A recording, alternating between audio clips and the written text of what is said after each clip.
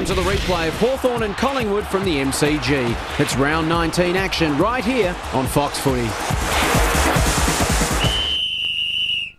And the umpires tonight, McBurney, Allen and McLaren opening bounce, and the umpire went down, took a seat if you don't mind, spins wide of the pack. Now a chance for Chick. Had it hacked away by Cloak out towards the boundary, and it trickles across the line. Looks like Chick will run around next to Nathan Buckley. Nick Collin down at full-back at the moment too on Anthony Rocker, Dermot, which is a big move in response to Jonathan Hayes' late withdrawal, I'd imagine. Boundary throw in, right on the wing. Sounds like a sticker. Down goes McKee. Mitchell dives in on top of the football. Ball up. And Dermot Barlow's tagging, if you like, Jason Cloak across half-back. Yeah, well, they believe that it's McKee or Cloak that gets free. It's left Wakeland free down there, and already Collingwood are having to swap their opponents around because Vandenberg has backed out into the centre here all by himself. Wren and McKee. Falls at their feet. Crawford turns around, missed it. Lockyer got a hand pass away. McGough puts it straight across the boundary line. Scrappy start. They've freed up Clement as the loose man at the moment, Dermot, and Prestigy Coma, who has gone to fullback now. Clement playing loose. Cox In short. This is Loney. Plays on immediately. Concedes some ground. Rawlings gets a hand pass away. Lekis in very good form. Holland deep in defence. Peels off half-back, probing kick towards half-forward. Knocked away by Clement. Lacuria, half-back towards the wing. Now a chance for Buckley. How will it sit? Nicely enough. Davis is on, down towards half-forward. They've got the spear man inside. Lockyer pleads for the footy. Over the top it goes. Back to Davis. The angle is nice. He pulls it back. Fairy tale start. 50 games for Leon Davis. First Aboriginal player in the black and white colours to chalk up that milestone, and he started, as Dennis has called, in perfect fashion. And there's a little bit of confusion actually. It was over Tarkin Lockyer, just who exactly had him. Luke Hodge had him for a short minute, then left him to try and find his opponent, and in the process we see here Lockyer in space. Nice little 1-2.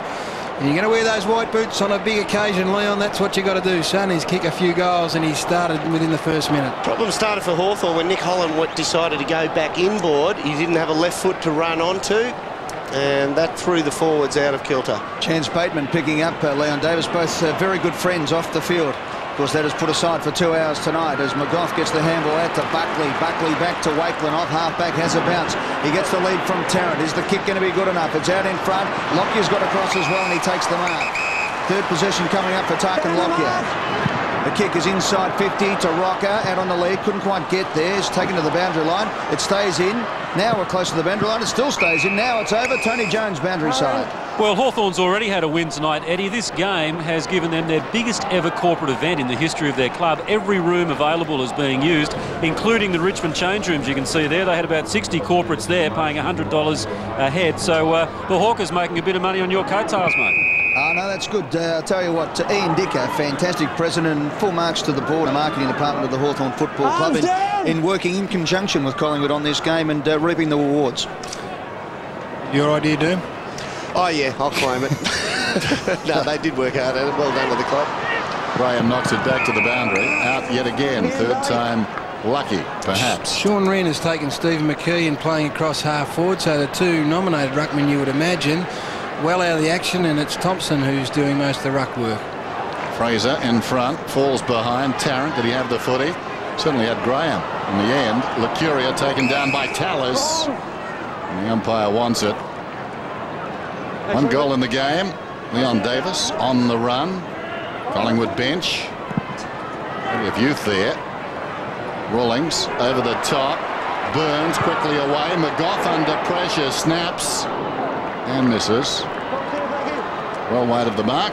To the margin 7 points. Some good signs for the Pies at the moment. They're winning at those tight-in situations and finding the ball and giving it out to somebody with a bit of pace in space.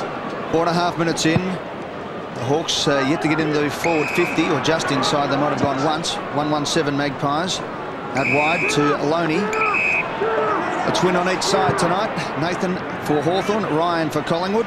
To Lekis, who's been an excellent player for Hawthorn in season 2002. looking to coincide on the Hawks. Got a lot of numbers side on there. You can see them in screen. Short chip up to Tallis. Tallis is between half-back flank and centre wing position for the Hawthorn side. Southern stand, as you can see. Man on man, there's not much to kick to. Leads come and go. Now he gets a hurry up from the umpire. Lakers is on, short, misses him. Decides to go long. The thumping kick from behind. Wakeland sits. Punched by McKee. Front and square was Burns for Collingwood. Got it back to Wakeland. Around the body kicks. It's one-on-one. One of them is Rocker. One of them is Tallis. And Rocker gets to the front and does it beautifully. Handball's off to the skipper. Umpire's called play on. And it's gone over the line and out of bounds. A bit ambitious there by Anthony Rocker. But a throw in once again between wing and half-forward flank for the Collingwood side. Once again, the ball that went to half-forward. It was the Collingwood players through Burns who won the ball in tight. Tossed in, Rocker immediately. It was the ruck work. The Theoris favoured by that. Freeborn in trouble. Holland couldn't control it. Freeborn goes again, taken down by Barlow. Cloak heads towards the boundary line and/or Burns. It's Burns on the wing, kicks it down towards half forward, but wide of the target. Intended for Lockyer, out of bounds on the full. We have got a one-on-one contest everywhere. Hawthorn, who didn't take a contested mark inside their forward 50 last week, seem intent on manning up every Collingwood player. They're not going to allow Collingwood to have that loose player drift across half-back, which we've seen so often this season. Hodge, wow, over the head of Tallis, taken by Barlow. Breaks away on the wing, goes down towards half-forward. The first sortie forward. Camped in front, Wren the rover. Fell over. Over the ball, Wakeland. Ball's not coming out. At the base of the pack, McKee. And the ball up. Just under 16 minutes till quarter time. Friday night football. Collingwood getting the fast start. Coming off their biggest win of the season. 108 points. And they look sharp at the moment. Cloak goes high. Towards the boundary line. Vandenberg running out of space. Across the boundary line. It's hard work out there, boys. Well, it is. It's a dead-set contest, Eddie. I mean, so often I think what Hawthorn will be saying is we don't want Collingwood to set up from half-back and blow us out of the water early. We're happy to have a bit of an arm wrestle and make it tight in close footy. Wren and McKee. Lucuria grabs it out of the air, grabbed high. Steal. Couldn't get the free kick there. McKee thrown to the ground by Barlow, who was hard at it in about 3 contests there, so well done to Barlow. We'll have a ball up. 55 out from the Hawthorn goals. 15 and 10 seconds left in this opening term. We've played 7.5 on the clock. 55 out from the Hawthorn goal. McKee from behind Barlow in the action again. It's pushed forward. Johnson for Colin. Vandenberg gets into his back, and the free kick will go to Ben Johnson. Or will it? No, we'll have a throw in. Throw in. I reckon if the ball had stayed in, you got the free there, but the ball's been deadened by the line. It's a toss-up, one way or the other. So throwing in the forward pocket for the Hawks, their first chance at score. McKee over the top to Lucuria, who's been very busy so far. His kick defensively finds the target. That's the boundary line for a throw-in. 2 possessions for Paul Lucuria. He'll have the job on Shane Crawford running around. I reckon Crawford will come into screen any second now. There he is. Go. So throw in with 55 metres out from the Hawthorn goal. 8.5 minutes gone opening term. Collingwood by 7 points. McKee, William Wren to the back of the pack. Lucuria taken down immediately. Ducked his head. Ducked his head, says the umpire. Lucuria. Sorry, Dennis, one thing to watch here. Twice at the bounce downs now, Barlow has come through the traffic on the move. He actually starts running before it bounces. They wrestle. Not this time. Slap towards the pocket, and Burns knows where the boundary line is and takes it out. Paul Lucuria, 29 possessions against the Hawks back in round 4, 37 in round 16 last season. So he gets the footy, not simply a negator. Best tagger in the competition at the moment, probably against the best runner, so it shapes as a great contest. Wren improvising, not 15. Vandenberg came over the top. Buckley taken down immediately. Whistle. And another ball up. This is hard work. Just over 14 minutes till quarter time, and the Magpies lead it by 7. It's ugly, but it's good footy because it's a contest. It's sorting people out, that's for sure. Early rounds of a heavyweight title fight. Just having a good look at each other. Ball up, Wren and McKee. Wren just tries to flick it over the top. We'll have another go here from the boundary. I'll give you a couple of those matchups, Eddie. There's Chick and Buckley. There is Crawford and Lucuria. There's Leckis and Freeborn. And Vandenberg and Burns. So those 4 groups of players will be pivotal. Tackles, Hawthorn 9, Collingwood 1. 4th throw in Buckley at the back finds some space. Now the Magpies are away as Tarrant gets it on to Johnson. Johnson looks further afield and kicks it long, looking for Josh Fraser. Out they come. Fraser got hands to the ball, but it was punched away by Rawlings. Good play. Picked up by Cox, who kicks to the boundary line. You guessed it. We've got another throw in. Clearances at the moment. Collingwood 6 clearances. Hawthorn yet to register one. So, Dermot, you're absolutely spot on. They're doing very well in these situations, the Pies. Boundary throw in down towards right half forward. Wren looking to work in front, directs it down. Mitchell shrugs a tackle, gets away. Tallis off his step, floats it down towards the attacking 50. Barlow up in front, gets the crumb. Brown comes across, hoisted very high. Dixon goes back, couldn't control it. Across the line for a behind. Well rode by Brown. First score on the board for the Hawks. They trail by 6 points. The umpire again getting into a heavy explanation there. Ben Dixon kicked 5 goals in round 16 last season, 2 in round 4 of this season.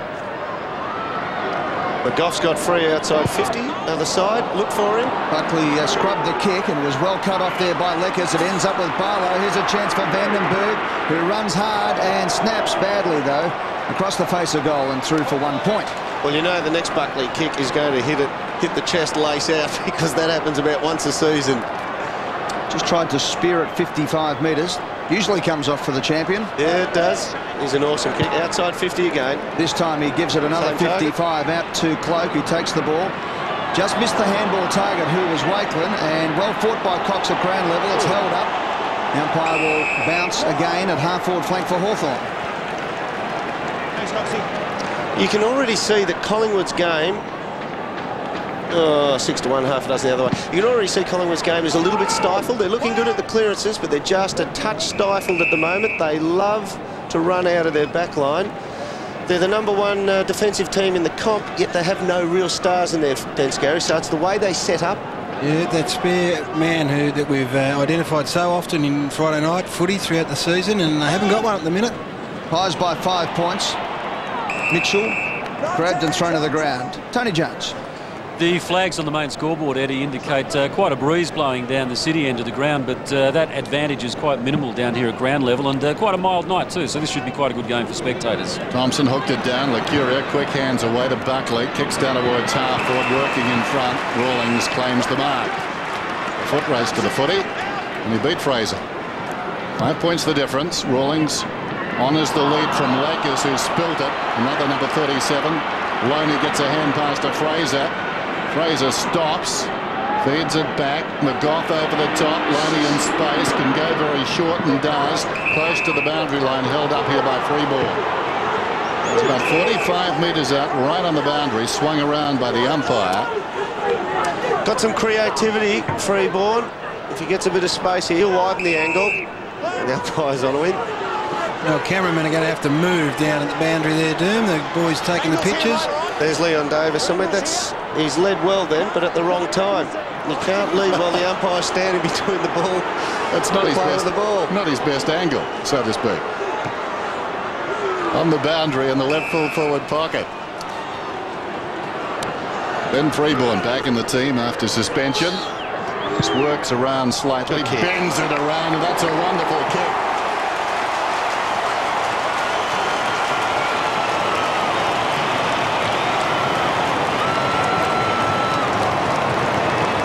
Well, errors cost you. We've seen the first error that Collingwood capitalised on was Holland turning back into the centre with no real left foot. The second is Leckers coughing up a relatively simple mark. And at this level, if you make one simple error, it will cost you. It will hurt. And Freeborn did the right thing, because it is a one-on-one duel. So he summed it up. There was nothing on. Went back, composed himself, kicked a terrific goal. So Glenn Freeborn back from suspension, puts it through from 50 metres. The Magpies by 11 points. 14 minutes gone in this, the first term. Lacuria has 2 goes at it. Mitchell says you're not going to have another go, and he throws him to the ground for another bounce. It's one of those games, Eddie, where those at home will just have to be patient, because it will probably stay this way for a period of time, but eventually, because of the pace this game's played, it'll open up and some goals will be scored. Nothing wrong with this, just another facet of the great game of Australian rules football. It was Hodge who got the kick away. I think the umpire called play on touch, so they all try to punch it away. Cloak handballs back to Wakelin, who flicks it out wide to Burns. Burns looks up and sees Tarkin Lockyer leading out to the wing. He got a bit of a shove in the back and will take the free kick. He's been unlucky there, Hodge, because Lockyer actually slipped at the vital moment, and I think he pulled up in front of him and he got a shove right in the back. Didn't matter. Free kick. McGough gets his 4th touch. Little chip over the top. Lands between a rock and a hard place, and that's Burns over the line and out of bounds for a throw-in. 55 out from the Collingwood goal. 10 minutes and 21 seconds to be right on the money left in this opening term. A rocker in a hard place. Tossed in right on the 50. Holland thumps it away, gains about 20. Theoris over the football. Buckley arrives quickly, and out it goes. On the bounce, I'd suggest. Boundary throw in down towards left half forward for the Magpies, who lead it by 11 goals to Davis and Freeborn midway through this opening term.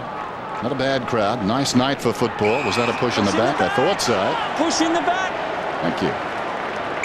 Holland to get the kick. Gary Vandenberg's actually playing half forward flank, but he's pushed up to the midfield to make the 5th midfielder, keeping Hawthorn's forward line. It's a 3-man forward line at all times.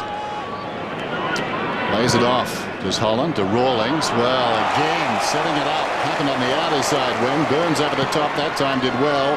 Lockyer, probing kick inside the 50. Fraser couldn't control. Holland was held. Chip paddles it towards the line, and out it goes. Boundary throw in inside the attacking 50. I think Tarkin Lockyer is a player that gets under a lot of players' noses a bit, or guard rather. So much focus on Buckley and the likes of Burns, even, who's had a great year. Lockyer just continues to win the footy. Good mark by Burns. Terrible kick coming out. Now Collingwood get a free kick. It's given to Davis. You can't quite hear what Brett Allen's... Just play the footy, you're hanging on me. Yeah, I will have a look. Well, maybe, but you had your arms wrapped around him. There you go. Simple as that. You had your arms wrapped around him. Let's hope the umpires are consistent with that ruling throughout the night. Yes. Brett Allen making the explanation there to Chance Bateman. Bateman's biggest crime was, I suppose, to have watched the previous 18 weeks. There's Davis. Just inside the 50. Misses near side. That's a good point you make, Dennis. So if there's been a change in the philosophy to that rule, all good and well. I hope the players have been made aware of it, and we just call for some consistency.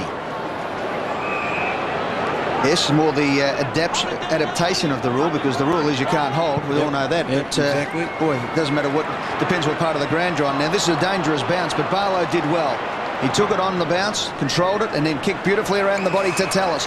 Hawthorn building something here. Tallis stops, then runs around Fraser. Kicks to the forward 50. They've got one away here. Cox, he went one-handed. Lucuria didn't stop, went straight at him. Got the handball off to Loney. Now it's McKee. McKee to Batheris, who goes for the big torpedo. Out to the wing position. The race is on. Holland is out in front of Rocker. Holland will get there first. Rocker will go hard at him, and to the boundary line they both go for a throw-in on centre wing. Well, the Hawks haven't taken a contested mark inside 50. I think there was an opportunity for Simon Cox on that occasion to take just a solid mark inside 50. One-handed wasn't good enough. 8.5 minutes left in the opening term. Collingwood by 2 goals. McKee gets the tap. McGough picks it up. Handballs. There's black and white everywhere here. One of them is Batheris. He goes for the runner in Loney. He loves a bounce. He loves to run, and he's got a big left foot. The whatever I was saying there was the chip kick to Leon Davis, who couldn't quite hold it, but the ball comes back. Buckley dives at it, knocks it forward. A chance for Batheris again. Good play there for Hawthorn by Graham. Put his body on the line. They're both over the ball. We'll have a bounce 25 metres out. Didn't think it was that bad of a kick, to be honest. No, I thought it wasn't. Don't know if my tongue was tied or just my heart was yelling there. And Buckley on the half volley just couldn't quite hold it. Ball up 25 out from the Magpie goal. Collingwood doing most of the attacking. Rocker cleverly slapped out of there though by Holland. Tallis did well, knocked it down. Hodge tried to soccer it forward, but Theoris gets a hand pass away, taken by Buckley. In fact, it came from McGough. Kicked inside the 50. Licuri over the outside of the boot. Rawlings in the road though. Holland in the back pocket, relieves the pressure. Long kick up towards the wing, coming across. Barlow almost controlled by Brown. Chick hurriedly jammed it on the boot, down towards half forward, going back with a flight of a Cox. And that's a wonderful mark. Redeemed himself, Simon Cox. That was the sort of thing that Tony Woods would be hoping to see from his teammates. Here's the one that probably, well, maybe it's a little bit harsh. We need to get back a little bit hard and get two arms up at least. But on that occasion, you couldn't question it. Yeah, I called a couple of weeks ago. He's a beautifully accurate kick, Dennis, and but not a long one, and he pumped it about 55, 60. He admits he's not an overly long kick, but he makes a liar of us whenever we speak to the contrary. Right on the 50. Has it got the carry? Yes, it has. But wide of the target. Margin 11 points. Collingwood on top. Campbell Brown going through hard there on Betheris. Good physical contest within the 5 metres. Rupert going hard on him. Yep, good play. So 6 minutes and 40 left in the opening term. Ben Johnson runs out. Wasn't watching. He's got. Well, that is a very, very clear case of not knowing your opposition. Because if there's one player in the AFL that you don't take on, it is that man. He might only have 9 fingers, but he'll get a good hold on you. And he's the best tackler going around, Daniel Chick. And Ben Johnson just a lapse in concentration there. He actually didn't get the full speed quickly enough. And the tackles are 14-3 Hawthorn's way. You saw the purchase he gets, the way he digs in, and he actually accelerated through the turn as Johnson tried to run the angle on him. Hawks are 3 behinds. Collingwood are 2-2-14. The margin 11 points. Just to make it 5. Daniel Chick has kicked 27 goals, 10 this season, so he's a pretty accurate kick when he gets the chance. 155-70 career goals is a great return. Right behind him here at the MCG, kicking to the city end. Daniel Chick comes in and the kick is on its way. It's drifting and hits the post. He's got the job on Nathan Buckley tonight. Daniel Chick, he has had 4 kicks already for the night. Nathan Buckley at this stage of the game has had 3 kicks and a handball. So possession's equal. The goal would have tilted it in his favour at this stage. Not one Collingwood player has a target's within 25, although Clement's run down there now for the option. They're all outside 50. One up the middle. Premature celebration there. Prestigiacomo. Buckley swings it out very wide. Pinpoint accuracy required. This is Freeborn, hard against the line. Cloak's broken the line ahead of play. Magpies by 10 points. Under 6 minutes till 3/4 time. Rocker on a searching lead. Marks forward of the wing. They're moving it nicely. 14 plays 4. Now, some hesitation. There's Tarrant. Offers a lead. Half-hearted initially. Now he starts to sprint. Goes wide of him. In fact, in behind him. There he is. Cox runs past him, having taken the mark, and kicks towards the outer side. Dixon, a chance. Arches the back. Slips away from Rocker. Comes back towards the middle. Will it get there in time? Yes, Thompson. Dragged inside the 50. He marked it outside by a couple of steps. Wants the mark. Dixon's on. Still on. Well, that's a good adjudication by the umpire. There's been some weeks this season when that would have been 50 because he took the mark and then he took him down, but that's the way we know football. That's a good umpiring decision. Michael Malthouse down on the boundary now. Thompson honours a lead towards the opposite pocket. Awkward one for Dixon. He's into his finishing move before the ball arrived. Now Wakeland tries to tread the light fantastic around the boundary. Nothing doing. Took it out. Boundary throw in. It's an interesting one. Shane Crawford yet to touch the footy. Paul Licuria had it 5 times. I just wonder, with maybe 4 or 5 minutes to go, whether it'd be worth Crawford running with Buckley just to see what happened with Licuria, just to get a bit of information into the Hawthorn box. Crawford's actually playing half-forward flank like Vandenberg and then pushes up into the midfield. Umpire gave Shane Wakeland a lecture about handing the ball back to the boundary umpire. Betheris attacks it hard. Cox does it well to Tallis, to Mitchell, to Loney, who just dropped the ball at the vital moment. He got it back to Crawford. Crawford handball over the top. A chance for Brown, who goes wide. The kick was off target, as you can see. So Holland will reload. 75 out for the Hawthorn side. He kicks to the pocket and getting across and marking and doing it well was Angelo Leckis under pressure from Cloak. Leckis, hard up on the boundary line, is 55 out by the time he takes his kick. You look at this setup by Collingwood again. They put men between the 50 and the goal square and they block up any lead. Plays on, tries to run round Cloak. He gets pushed off the ball. The kick is to the hot spot. Bravery required here, but a beautiful mark by Brown over over the top. Jumped all over Batheris, who was backing back with courage. But Brown will line up for goal, and a vital goal this will be for Hawthorn. Yeah, you watch Batheris there, eyes on the ball. And that's a gutsy effort by him. He cops one in the back of the head on the way down. Campbell Brown. Campbell Brown, I reckon. He can run with a play, can play half-back, and that, I mean, that is a good jump at it. Good grab. In his 9th game of football, he has kicked 5 goals straight in his career at Hawthorn so far. In his debut season, he comes in from 40 metres out directly in front, and he keeps his clean slate as far as points. Exactly that. That's his 6th and Hawthorn's first tonight.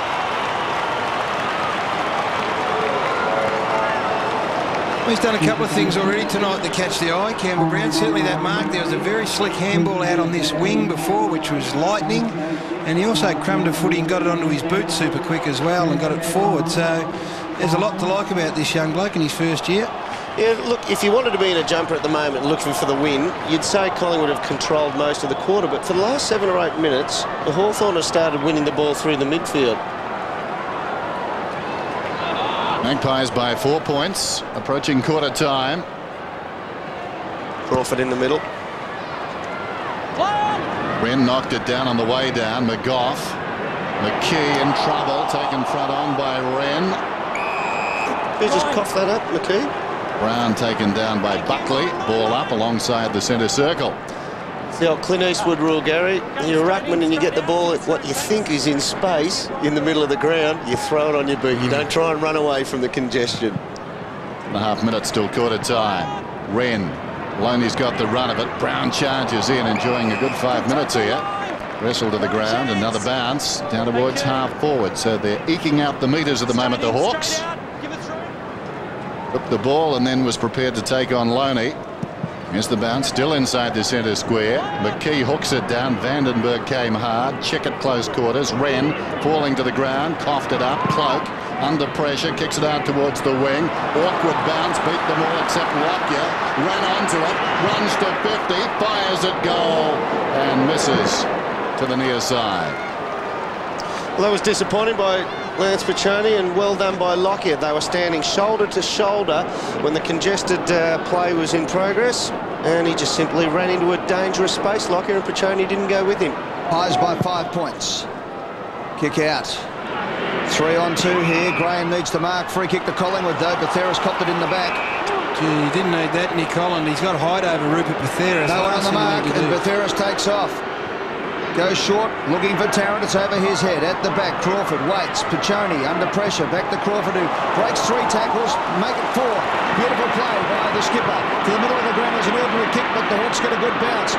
Crashing through was Johnson. Head over the ball was Cloak. At the Lucuria. Lucuria back to Clement. Breaks the tackle to Freeborn, who kicks luckily to Johnson from 55. Johnson goes out wide. Beautiful kick. And Alan Didak will line up on a good angle for a left footer, 45 metres out. Yeah, that was great vision by Ben Johnson, because Daniel Chick, if you looked at the replay when it comes back up again, made a beeline for him, and John would have thought, I'm about to get cleaned up here, but he kept his eye on the ball and punched it through to the target. Alan Didak has kicked 14 goals for this season for the Magpies. This is his 19th game of football. He has a career total of 17 goals for. Reverse angle here. You be the goal umpire from 45 metres out. Goal to the Magpies. 11 points in front.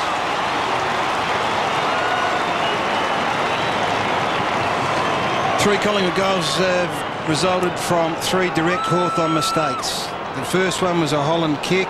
Lekis dropped the mark, and then Shane Crawford, the Hawthorn skipper, did a lot of good work up to this stage. Got excited. Kicked it through the middle of the ground, and that is poor disposal. Turnover. They had to work hard to win it back, Collingwood, but they did. Ball shouldn't have been there in the first place, and it resulted in a goal. So they've made the most of their opportunities, the Pies. That's what a good side does. Collingwood by 11 points then. Under a minute before quarter time. Wren hesitates. It ricochets across towards McGough. Mitchell goes after it. Buckley tied up in a tackle, taken down. 5 possessions so far for Nathan Buckley. Yeah, his career higher against Hawthorn, sorry, Dim, 37 round 16 2000. Yeah, Chick's got 5, Buckley's got 5. So they're head to head. Inside the last 30 seconds, McKee tries to hook it down behind Lucuria, has been very good. Away to McGough, kicks inside the 50. Awkward half volley for Rocker. Holland leads back in the race. Runs onto the footy, lays it off. This is Bateman. Bateman close to the boundary line with a kick. On the lead, marked in front by Brown. Been very handy. Fifth possession coming up for Campbell Brown. Playing in the forward pocket. Searches up the ground. Wait for the siren. There you go. Quarter time of the MCG. Friday night football. And Collingwood generally controlling the game the last 10 minutes. Not bad for Hawthorn, but Collingwood getting that late goal, their third. They're 3-3-21 and Hawthorn 1-4-10. Quarter time at the MCG.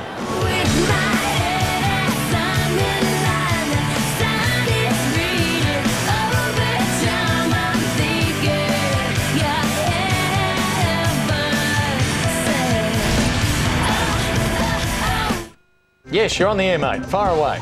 You move him. I'm talking to Clinton. Good on you. What would you like to talk about? Just get me white line fever. What was it? 1-300. Are you ready now? Hang on. We're in front. Oh, terrific. Well, you called us. Far away. I want to know who stole the job section out of my paper. Thanks for the call there, Rodney. We'll move on.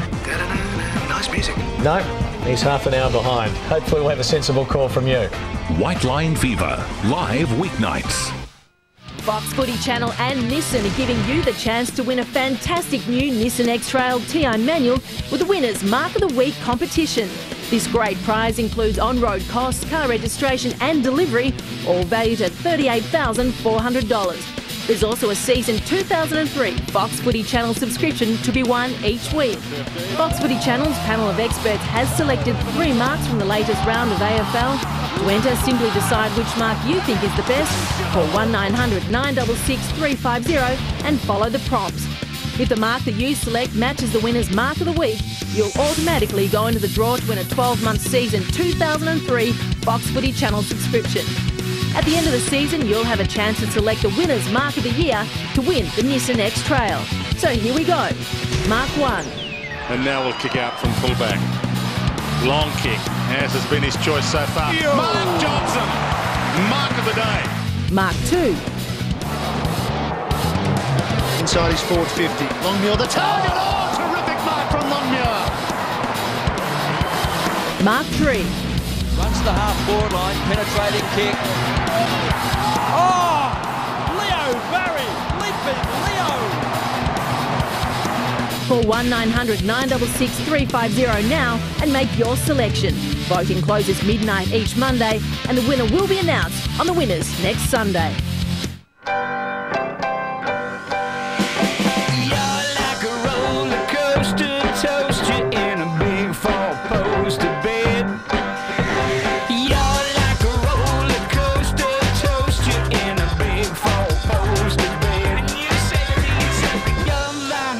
Magpies by 11 points at quarter time. Campbell Brown kicking the goal for the Hawks and Davis, Didak and Freeborn for Collingwood. Gary Lyon, you've been having a look at the Magpies' decision-making. Actually, it's a decision-making of Richie Vandenberg. We love him because he goes at the footy, but sometimes, and this is technical stuff, but right now you've got to say Collingwood have got possession of the footy and he commits to go to his man Wakeland, or Wakeland the opposition, and what it does, it frees up his man Burns. And look, it's a bit technical and it's more instructional that he's such a go-ahead footy, but sometimes he's got to make a smarter decision than that. Okay, so that was what he shouldn't have done. What should he have done? Well, I think once he saw that the footy was going to be won by Collingwood, he should have said, righto, they've got possession, I'll peel back and go to Burns, the more dangerous of the options. So zone off and corral the ball in. It's a split-second decision, but it's got to be made. Well, Wakeland was backpedaling then too, so yeah, right. Let's go down to Tony Jones, boundary side. Eddie, for the last 6 or 7 minutes of that first quarter, we see Mick Malthouse come down from his box in the southern stand along the boundary, flanked by a couple of security guards to spend time on the bench, because you'd remember he did that for the entire game on the Queen's birthday holiday against Melbourne. He has gone back to his box in the southern stand, but from what we can understand, he might be spending just a little bit of time on the pine himself this game, Ed. All right, Tony, no worries about that. Let's have a look at Shane Crawford and Paul LaCuria. And, of course, here's the matchup, boys. How do you think it's gone so far? Oh, that's a big win. And on top of that, Paul LaCuria's had 3 clearances and a rebound out of the 50. So he is one of the 4 midfielders of competition. Don't worry about him being just a tagger. He gets plenty of it. Start of the second term, Collingwood by 11 points. McKee knocks it down. In the road is Chick, though, hurriedly onto the boot, touched off the boot. That won't be a mark. Brown with a problem immediately when he hit the ground. Crawford left it behind. McKee pressed the Giacomo, jams it on the boot up towards the wing, juggled, and the mark is paid to Lockyer. Man on the other side. He flirted with the idea of going. Now pops it out on this grandstand side, our side of the ground. McGough has got it. Back towards the middle. Johnson finds himself with some room. Telling kick down towards full forward. Rocker outnumbered. Coming back. Cox dropped the mark. Heads for the line. And concedes a behind. A moral victory there for Anthony Rocker.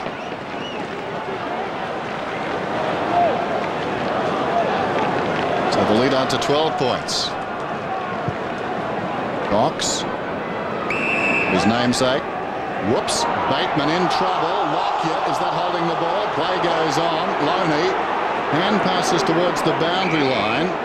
Not a bad result for the Magpies. It will be tossed in. The ball stays in. 22 plays 10. There's a double movement rule in rugby or something like that, isn't there, in terms of a try? I mean, he might have had two cracks. That's a throw. Yes. There should have been a free kick, that one. Throw in. Graham was the third man up for Hawthorn. Thumps it. It'll come straight back, though. McGough has the ball. Wanted to give off the handball. Now he kicks to the goal square, but it's all Hawthorn.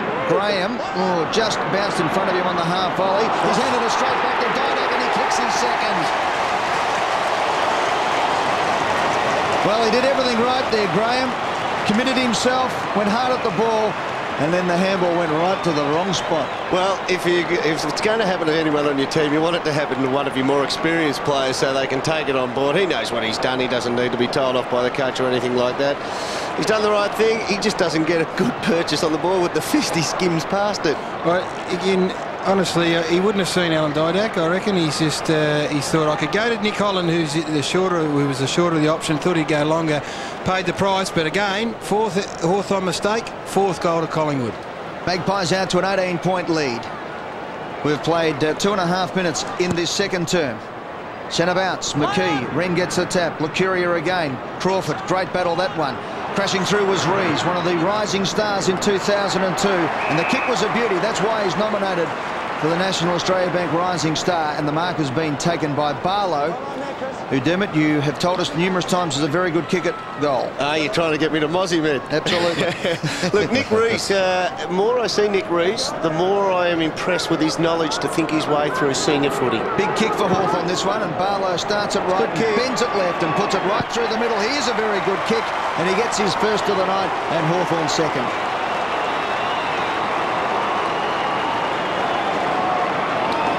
That is a matchup that Hawthorn will be very happy with. Cloak against Barlow, and as soon as Barlow gets Cloak, and Chris Barlow never really plays definitive full forward, but as soon as they say, all right, Cloak, they're going to man you up, you go with him all day, Chris Barlow just drags him back to the goal square because he just doesn't have the caper yet sewn up. Cloak, he's going to be a great player, but at the moment still learning. 12 points the difference. 4-4-2-4. Wren slaps it forward. Off the line in quickly. Wakelin thought about where to go, then gave it away. Cox slips a hand pass away. Vandenberg on the outer side. Touched off the boot inside the attacking 50. Clement on a collision course. Put Barlow down. Cloak hacks it across the line on the full. Even then, he had 10 metres on Jason Cloak, and it is exactly the move. I think you've got to take him to the last line. Crawford short. This is Thompson hard against the boundary line. 55 metres out from goal. Hawks needing a couple of goals back to back here. Space over the mark. Short coming on the lead and taking the mark is Barlow. You can see it, Gary. You can actually see when he took off from the goal square for his last goal, Jason Cloak has been used this year as a third string up over the top, fist the ball away. They're making him accountable tonight and making him read the play, and Chris Barlow's just that little, half a second to a full second quicker to read the play. A couple of years ago, Barlow kicked about 6 against Collingwood from memory. Yep. Barlow just in from the boundary. Not a bad effort. Got that ball to work back left to right. Blotted his copybook against the Bombers. Thinking back to early in the season. Looking very lively on the forward line at the moment. You can expect the runner to get out and say to Jason Cloke, whatever you do, don't play on the last line. You expect Hawthorn to try and take him back for the rest of the game. Oh, here he is. He's not on the last line this time. He's under the ball on centre wing. There's a push in the back, and the advantage we pay to Collingwood. Loney runs away. Ryan Loney, 2 bounces inside 50, lines them up, kicks it off the boot, and right through the middle it goes. Goal to the Magpies, their 5th. Too easy in the end. Too easy in the end from fullback. The length of the ground. And, well, there's a free kick played, but advantage was rightly paid. As we watch here against Mark Graham for in the back. And then good quick thinking from Cloke. Get the footy on. And once this fella gets balanced, he is a very good kick. That wasn't a great kick off the boot, but it floated through beautifully. So it's a nice finish. We've got a bit of action actually off the footy at the moment. And it looks like it's going to go Hawthorn's way. The try to say it's a free kick to Hawthorn. Free kick in the middle against Tarrant. Back behind this action, obviously. Pushed down Graham. So Wren got the free back at the centre circle. This is Loney. Barlow again on the lead.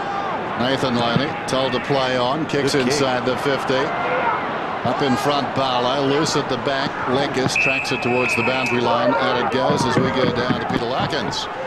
Yeah, Hawthorn hasn't been able to get Luke Hodge out this quarter, Dennis. He's been having a lot of treatment on his right hamstring over quarter time and again on the bench. So just jogging the boundary. Hopefully they'll get him back, Luke Hodge, Hawthorn. Graham and Tarrant will be interesting. Tarrant got 2 weeks for striking Graham earlier this year. Buckley quickly away. Too slick for Burns. Putting the body in down there was McGough. And he wrestles with Vandenberg. 2 tough hombres, and we'll have a bounce. You can see the tackle count certainly favours Hawthorn, 21-9. Krista G. Camo's gone on to Barlow and Cloke's on to Loney. Well, it ended up with Reynolds on his own. It comes to Chick. He breaks the tackle. Handballs out wide. A chance now for the Hawks. Rees across to Lekas. Lines up from 35 and kicks the goal. Lekas gets his first and Hawthorn's third. Gary, the bloke who's doing an awful lot of damage against Collingwood, they're probably controlling most positions, but the bloke who's doing really well against Collingwood is Sean Wren. He is actually beating McKee at all the bounce downs, and centre clearances this quarter, Hawthorn 4, Collingwood none. He's making McKee play against an opponent tonight, and he doesn't really do that too often, McKee. It's good coaching, and it seems to be evening things up a bit. So the centre clearance is 4-0 Hawthorn's way in this second term. 11 points the difference. It's been goal for goal. McKee goes up, just got a fingertip on it. Buckley's kick was smothered. Wren again gets the ball working to Rees, who's been fantastic this quarter. To Vandenberg over the top. Hawks have got it again. Lekas 2 in a minute from 40 metres out. He kicks the goal. 5 points the difference. Sean Wren again, he's mixing it up against McKee. McKee was looking for the body, then jumped early, did well, but it was Wren who still kept his wits about him and picked the ball up off the deck and got it going with the little sideways handball. And young Rees thinking his way through the traffic again. He has got a good footy brain, Nick Rees. Yeah, and again, Angelo Lekas, who missed some footy with stress fractures, has had a great year up to that stage and was missed by the Hawks. Kicked 2 in a matter of seconds, and the Hawks are back in it at the moment. They've been inside 55 times to Collingwood's 2. They're looking much better, and Wren has been a reason why. Goes up, taps it down. That time intercepted by McGough. Kicks towards half forward. Davis stifled the bouncing ball. But Theoris feeds it out wide. Buckley, about 65 metres from goal. A little closer to the 50 as he works forward. Mercurio sold into trouble by his captain. And down he goes, and a ball up. Bounce about 60 metres out from goal. This will tell a different story. McKee standing side on against Wren here. Wren shields the drop of the ball. The Curia, though, stepped in, got it. Gave it to Burns. Short chip, marked by Rocker. The Curia's been terrific. He has been. He is having a great year, Paul Curia. He's had 8 possessions to this stage of the game. Shane Crawford, his opponent, 3. He wins them in tight and close. I think that's the most impressive thing. And there's a bit of an experience from Nick Holland, who wouldn't have played on the last line of defence too often. Wasn't that, you just barely see it, but that front on view, the right arm of Rocker just pushed into the chest of Nick Holland. and bought him that half-metre space to get to the mark first. Anthony Rocker, who turns 25 next Thursday, should kick this. Buckley off, Scotland on. That's interesting. Rocker meantime kicks truly. 6 goals to Collingwood.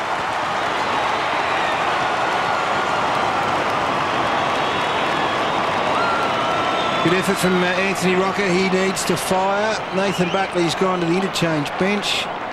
He's had 8 possessions. I'm not sure 7 possessions to his opponent Chick, but there's just quick hands in tight. The Curia to Burns, and that's a lovely kick for touch. I'm not sure what Nathan Buckley's story is. We might just keep an eye on him. I don't think he's running the boundary. Whether there's an injury, Dr. Larkins will tell us, no question. I think he's been okay. There he is. Buckley on the bench, having a word to the coach. 8 possessions for the game for the skipper of Collingwood. Magpies back out to an 11-point lead. Back in the centre of the ground. Scotland, who's just on for Buckley, grabbed it. Goes to Grand Lucuria, hard at the ball, but it's the Hawks through Hodge and now Cox who go forward again. Thompson comes out, handballs to Rees, who's been the danger man. Inside 50 he goes. Here's Barlow out. He's got a new opponent on Prestigiacomo. Taken close to the boundary line. Umpires all said it was still in. Burns does it well. Line turns, kicks up towards the halfback flank position. Now it finds the boundary line. Will have a throw in. Doc Larkins, anything down there on Nathan Buckley? Yeah, he did come off and spend time straight away with David Francis, the physio, Ed, but then Mick Malthouse called him back to go onto the phone, but they hadn't completed assessing him, the physio, so there was something going on with him, but straight to the bench. So Fraser now into the ruck against Wren. Neither ruckman get it. Lekis crashes the tackle, did it well. Got his kick inside the 50. Prestigiacomo and Barlow. Coming out was Chick. Was able to turn his opponent inside out. He has a flying snap with a goal. The Hawks fans like it. He kicks his first. And the Hawks come back within 5 points. Well, isn't that interesting? Nathan Buckley goes to the interchange bench. Daniel Chick decides to take the opportunity to rest and spell deep in attack and kicks a goal. He's had a fair night. 8 possessions as well for Chick. So that contest, I think, has been a very even one. But with Buckley on the bench, it allowed him to have a spell up forward, and he does know his way around the goals, Daniel Chick. So got a few matchups up forward the Hawks will be happy with. Freeborn, who's creative, won't have the body strength to go with the power against Chick out of the goal square. They've swung that around to him. They've got Clement back on the Chick now. That makes sense. And suddenly the Hawks forward line looking very potent. Looked very sluggish in the opening term. At the base of the pack, Lekis a half chance, gathers the footy, moves it about 15 metres. All Hawthorn forward of the ball, taken by Hodge, goes for distance, glides off the outside of the boot, but Barlow gets underneath it with a sprawl. You've got to love the torp, don't you? You have to love the torp. It either flies or it goes off and gives someone a chance. It gives a forward a chance, I reckon, because they're the ones that react quicker or react first. That's a good point. Yeah, mongrel kicks. Surprisingly enough, how many mongrel kicks get marked by forwards? Centre clearances this quarter, 7-1 in favour of Hawthorn. Barlow, 35 metres out. This for the lead. Misses to the near side. 1 goal, 2 to Barlow this quarter. Last kick in, Collingwood went the length of the ground and scored a goal through Loney. And Hawthorn are putting a zone in which is protecting the corridor. And Collingwood picked a hole in it last time. Most of their numbers for Collingwood are right down the spine, about 40 out, and they'll break from there. Predominantly, they usually go to one side. There they go. Loney. 2 Mines. Short to the pocket. Prestigiacomo. Nothing much up ahead. Forcing a one-on-one. Hugs the boundary line with a kick then. Gives it away. Crawford hasn't seen much of the footy. Pulls it back towards the middle. Too cute. Davis has got it in the grasp. Got it away. McGoff's hand pass effective. Scotland is breaking. Player down behind the pack. The umpire saw it. Wave play on. Scotland out towards the wing. Coxley's back in the race. Lockyer missed him at the first attempt. Ball comes to him though. Too slick for Bathiris. He gets onto it now. 75 metres out. Just chips for space really. Lekis inside the defensive 50 over the top. Cox was bumped in the back and they were lucky. Very lucky there. Lockyer should have tackled. Wasting no time. Kick towards the other side from Holland. Graham's away. Goes down towards half forward. Storming up the ground, Barlow. He's really lively in this term. A tonic for the forward line. Kicks inside the 50. Wakeland, fingertips to it. Davis accelerates away, got away, hugs the boundary, hand pass, didn't have the football, advantages paid. Freeborn over the top, this is Johnson, kicks it up towards the wing. Adrian Cox got a fist on it. Crawford arrives quickly, close to the boundary line, slips a hand pass forward. Hodge feeds it back towards the middle. Cox comes across the ground, ambitious, taken by Loney, well done. Scrambled forward inside the 50. Now a chance for Brown, who got it from Bateman. And the kick, not the equal of the earlier good work. Great effort, Chance Bateman. Summed that situation up beautifully. Knew he had Brown on, knew he was getting some pressure. We heard Doom give out an exclamation. Yeah, it was behind the ball, but I reckon he's missed him. No, he's missed him by a foot there, Jason Cloak. But well, you get sent off in soccer, can't you, for that? Inside 50s, Hawthorn 11-4 this quarter ahead of Collingwood, and the margin is 3 points. The Magpies hanging on to a lead. 16 minutes gone. That was close. Very close. Kicks it out wide. Umpire has paid a free kick to Fraser. Burns has got away. Fraser's kicked it out in front. Burns loves a goal. He can run all the way here. Has a bounce. Front 50. Bit of juggling in between just to make it a bit harder. His kick at goal is a beauty. And Burns steadies the ship for Collingwood. His first.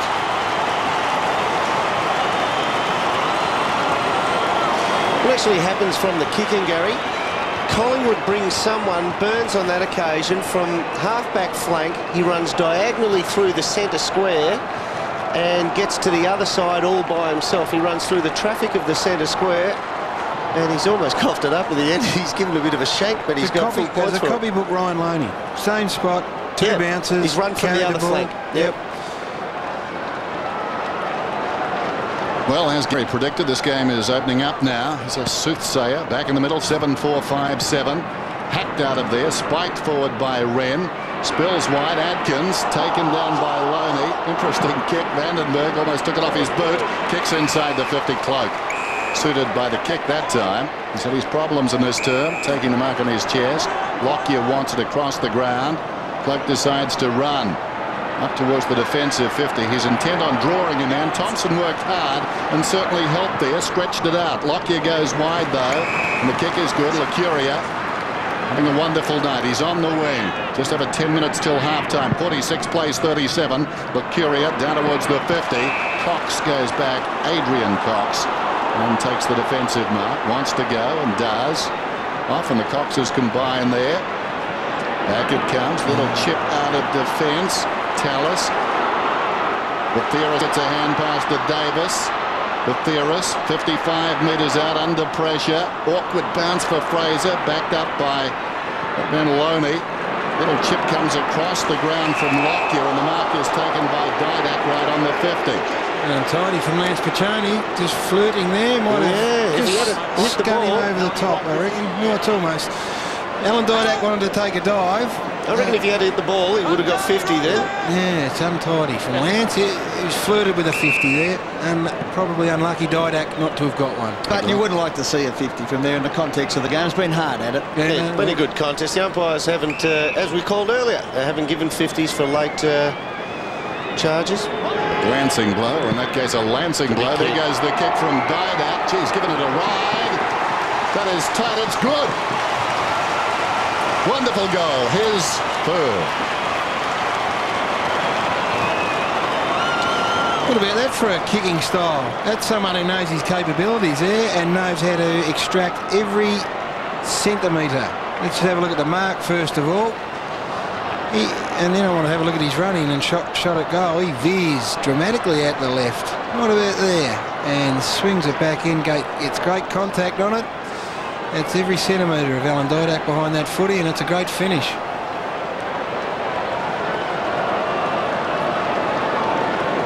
So 2 in a row to the Magpies.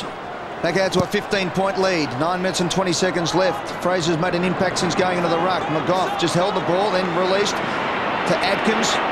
Breaks the line, tries to get the handball going. Finds it out the free ball and a torpedo. Or was it Burns? Up towards half. But here's Didak again. He's kicked 3 for number 4. He runs in an open goal. Alan Didak kicks 4. That was as dumb a football as you've ever seen, Gary, with Lance Piccioni. Talking about Lance Piccioni, dude. I know that. Yeah, and there's Lance on screen. He had no right to go up then unless he could have easily marked the ball. And you just knew that Didak was going to kick the goal then. Number one rule as a defender is you stay with your opponent until the contest is decided, and then you make the decision. That's not decided there, and there's Lance. He says, I'm going to go and do something. I don't think he knew what he was going to do. And all he did was fall flat on his back, leave his opponent Didak standing, and paid the ultimate price. And I reckon he'd have a new opponent by about now, Alan Didak. Well, Hawthorn got it back to 4 points. Suddenly it's tripped out to 21, ran up in front. McGough dragged down, got boot to ball. It goes straight up in the air. Getting a fist on it was Cox, wide at the congestion. Running onto it, Leckis jams it on the boot down towards half forward. Wakeland leads in the race. Thompson after him. Overrunning at Wakeland. Thompson, good pick-up. Chips inside the 50. Was there holding on to Chick? Not according to the umpire. Cox, high ball down towards full forward. A backhander out by Scotland. Brilliantly gathered by Davis. Chips it out into the path of Lockyer. Needs a kind bounce. Great tackle by Bateman. Got him down. Charging through is Crawford. Off the ball. There's a whistle. And it's coming back.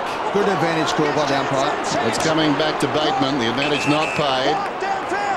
Downfield to Shane Crawford. Okay. Good umpiring. Crawford slips away then under a fair degree of pressure. Slipping was Johnson. Oh, and I think he's a bit lucky. Brown is penalised. Johnson comes up with a free kick. Johnson goes wide. It's a one-on-one. Lucuria versus Tallis. Lucuria to the front, did it well.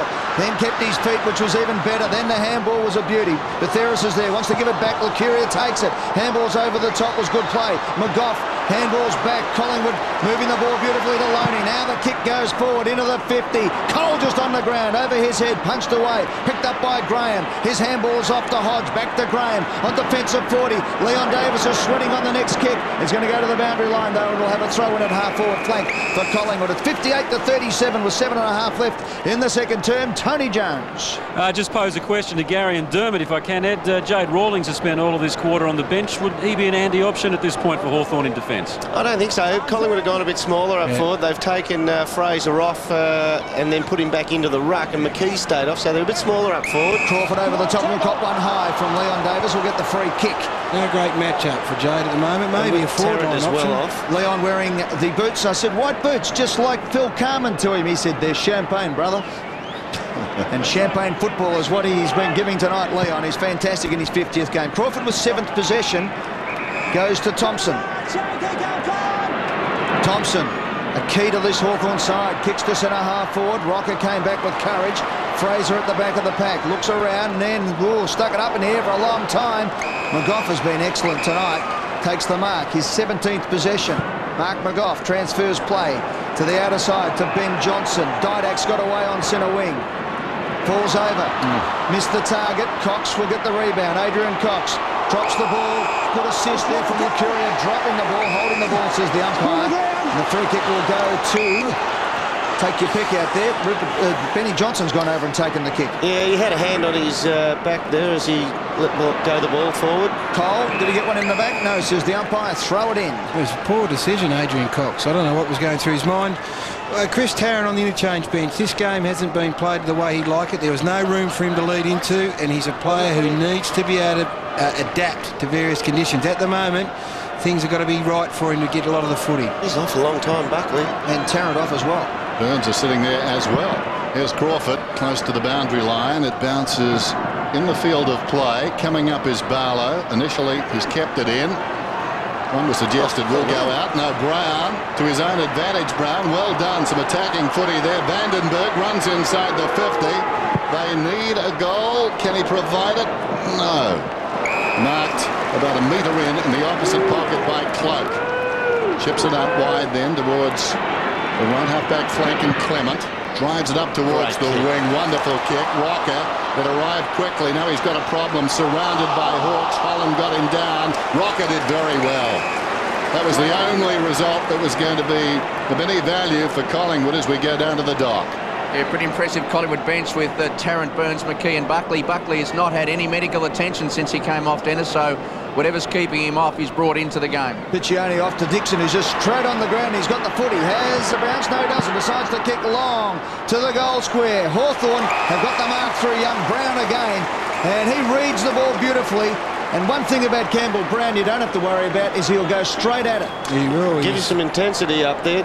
Also, you saw that he can mark it over his head, Gary, for like a 5'9" type player. And Dixon recognised this and put it out in front of him. Ben Johnson's a good crumbing back pocket, but not as good as Campbell Brown in the air. Needed another Collingwood defender to go in there. They're all standing around watching it. Campbell Brown lining up. He's kicked 1 goal 2 tonight. A big goal for the Hawks. They need this one. He's dead in front, you can see, and he doesn't make any mistake. He kicks his second of the night.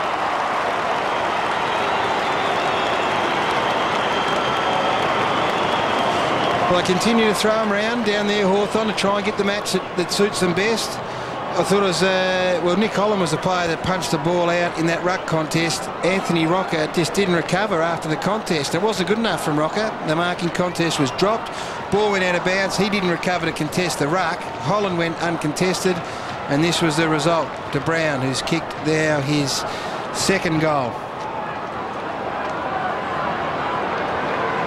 So just for the moment, the Magpies can't shake the Hawks. It's out to 15 points. Both ruckman missed it. Lockyer at the base of the pack, feeds it back to Wakelin, hacks his way through, comes back to Lockyer, who's been good in this term, goes with the outside of the boot, not his best effort. Cox hit the ground running. Simon Cox down towards half forward, bounces very high. Thompson beaten by Rocker, hacked out of midair by Clement. Quick thinking, and he gets the ball out of bounds. 58 plays 43, approaching half-time. Nathan Thompson's gone into the ruck, and it's a different change-up for the Collingwood ruckman, Josh Fraser, to work out here. He got forward very, very freely then, and it was just a shabby kick going towards him. Otherwise, he would have taken it pretty easily. Tossed in, chick from behind, down to Crawford, runs to the 50. Sharp angle, looking to work it back. Brown, almost. Loose ball, whistle. Free kick. How will they call it? It's going to be Hawthorn's free and Brown. The umpire only 5 metres away. Well, this is great coaching by Peter Schwab. Yeah, it is. I think you're right. He was unlucky earlier to have a mark taken off him, Brown, when he had Johnson done cold. And there it is. That's I don't know. I reckon it's when he stands up. It's when he stands up. He gets to his feet earlier. He's stiff if that was what it was for. Well, Brown going at his third. And he pops it through. The Hawks not to be denied. Well, hopefully we can get another look at that Derm and see it all the way through, because if that was what the free was for, he was probably, well, not probably, I think he was very unlucky. In the rules of the game, it's there. He's got hold of the jumper. Grabbed it or he brushed well, you have a look here. In the rules of the game, he's got hold of his jumper, but you'd let that go. If we keep letting it run, I reckon. No, well, we didn't get it. I thought he's gone for him when he's got up, because he got to his feet earlier. And we're going to change anyway. James Clement has gone to full-back now onto Brown, so it's twice now they've had to readjust. And Buckley back on for Collingwood. Fraser out of the ruck. Looks for his skipper, then kicked it forward. Cole is there for Collingwood, but Graham just had the inside running, had the line, if you like, and took the mark. He's done pretty well, Graham. At wide to Jade Rawlings. Inside 4 minutes left in this quarter. Margin back to 9 points. Collingwood with 21 points in front just 9 minutes ago. Adrian Cox, high up and under to centre half forward. They all fly off the hands of the pack. It was picked up by Freeborn. Broke the lines, did it beautifully. Then got the handball out to Wakelin. Wakelin now looks up. Cole has got away from Graham on this occasion and takes it on his chest. 55 out. First touch for Richard Cole. Leading back to the goal square was Rocker. The kick was a shocker. And as a result, Rawlings takes an uncontested mark. He goes out wide. Dixon is out at defensive 60. Fumbles, but there's plenty of time to look up. He can go over the top to Holland and does. Holland now has got Tallis on. There's Hawks running free everywhere up forward. Here it comes. Tallis was there for 10 minutes. Mark 60 out. Sixth possession for Raiden Tallis. Good lead by Brown. Thompson's got away and marks. It was a great lead from Brown. He put probably 5 metres between him and Johnson. He's got some toe as well, Campbell Brown. Nathan Thompson, have a look at this in the goal square. He's got a heap of toe, and that was meant for him. Nathan Brown just picked his pocket. Nathan Thompson picked his pocket. Geez, I wouldn't mind it if Nathan Brown was playing in Hawthorn tonight. So Nathan Thompson, 4 marks tonight, inside 2.5 minutes. To make the difference just 3 points. The Hawks have kicked the last 2 of the game to get right back in this battle. Friday night football at the MCG. Thompson comes in. It's going to be close. as close as it can be. Other than a goal, it's hit the woodwork. 1 point. Tarrant back on for Collingwood. Cole to the bench. Magpies by 8 points. Second poster there, and that's that Nathan Thompson in the ruck pushing forward, I spoke of, Gary. Josh Fraser just couldn't cover him when he went into his own forward line. Lockyer short. This is Clement. Come from the opposite back flank again. They do it well. Scotland runs to the wing, looks down towards half forward, kicks for space. Didak, who's booted for, being held surely, will get the free kick. About 60 metres out. Consistency there from the umpires, which is good. Brown, Gold from a similar free. That's been the difference, really. Collingwood's goal kicking tonight, very impressive. They've kicked some wonderful goals. 9-4. Rocker one out. Looks very good, unless, of course, it's your cholesterol. About 5 metres out, hooked over the back there by Graham, across the goal face, and out of bounds. He really worked the angles. I heard it, Dennis. It'll be tossed in. Collingwood by 8. You worry about the cholesterol, somebody worry about the blood pressure. 200 over 130. Throw in, we've played nearly 31 minutes. Rocker, Tarrant, Davis, he's 50th, left foot snap. Has been it back too far. Clever kick though. It would have been so easy to try and skyball that one, but he actually kept it low on the bend across his body. But a point resulted. 9 points the difference now. Collingwood in front. Clearances this quarter. Hawthorn 14, Collingwood 5. Hit-outs, Hawthorn 11, Collingwood 2. Inside a minute 30 left is Crawford. Danger. Good play though. It comes to Hodge. Hodge to 2 players are away, the Hawks. And here's Loney. Nathan Loney inside 50. Dixon 1 against 3. Takes the mark. Beautiful play. Lovely kick from Nathan Loney. And courage and skill provided by Dixon will end up with a set shot from 35 metres out directly in front to make the margin 3 points. Likes getting into a bit of space, Hodge, when he can pick out a target and get it there quickly. That was an awesome kick coming up the middle. And foot skills, you can't replace them. Collingwood have got plenty of guys who can kick it. And Hawthorn there found 2 youngsters who can seriously thump it. Ryan Loney kicked a very similar kick in the first quarter, one that was just missed. It's a kick for touch, player running into space, difficult to execute. Looks great when they come off. Peter Schwab says if he had one player in his team who would put kicking for his life, this is the bloke. He's dead. He's dead. I mossed him. I'll keep it going, Dan. Inside 50s, Hawthorn 20, Collingwood 12 in this quarter. Pies by 8. That's in the current crop. Yeah. Where's Peter? Get him to breathe on this mirror. I'll get Buckenara to kick for mine. Lockyer. Told to hurry. Compromises. Then chips. Burns. Up towards right half back. Clock running down to half-time. A real seesaw affair as he kicks it up towards the wing. Buckley was held, took the mark in any case. I think Chick will work his way into the middle just for the last couple of minutes against Buckley. 30 seconds to go. Buckley, punishing kick down towards right half foot. It pitches close to the boundary line, goes out. Clock stops on 23. Boundary throw in coming up. The margin 11 points at quarter time. McGough quietly putting together a career night. Some sort of half a footy for Mark McGough. Slips in, slips out. Remember Anzac Day. Taken high was Fraser. We're down to 18 seconds. Still plenty of time for the Magpies, provided they go directly at goal. He doesn't know that, of course. Maybe he does. High ball. They'll compete about 30 metres out. Rocker almost came back to him. Down he goes. And that ball is not coming out. Not sure. Well, there you go, at half-time. I'm not sure whether my eyes deceive me or Anthony Rocker's put on a couple of kilo over the course of this season. I will talk to Dermot about that at half-time. I thought you were going to say in this match. Half-time, 9-5, 7-9. The margin 8 points, but the Magpies are being tested on Friday Night Football.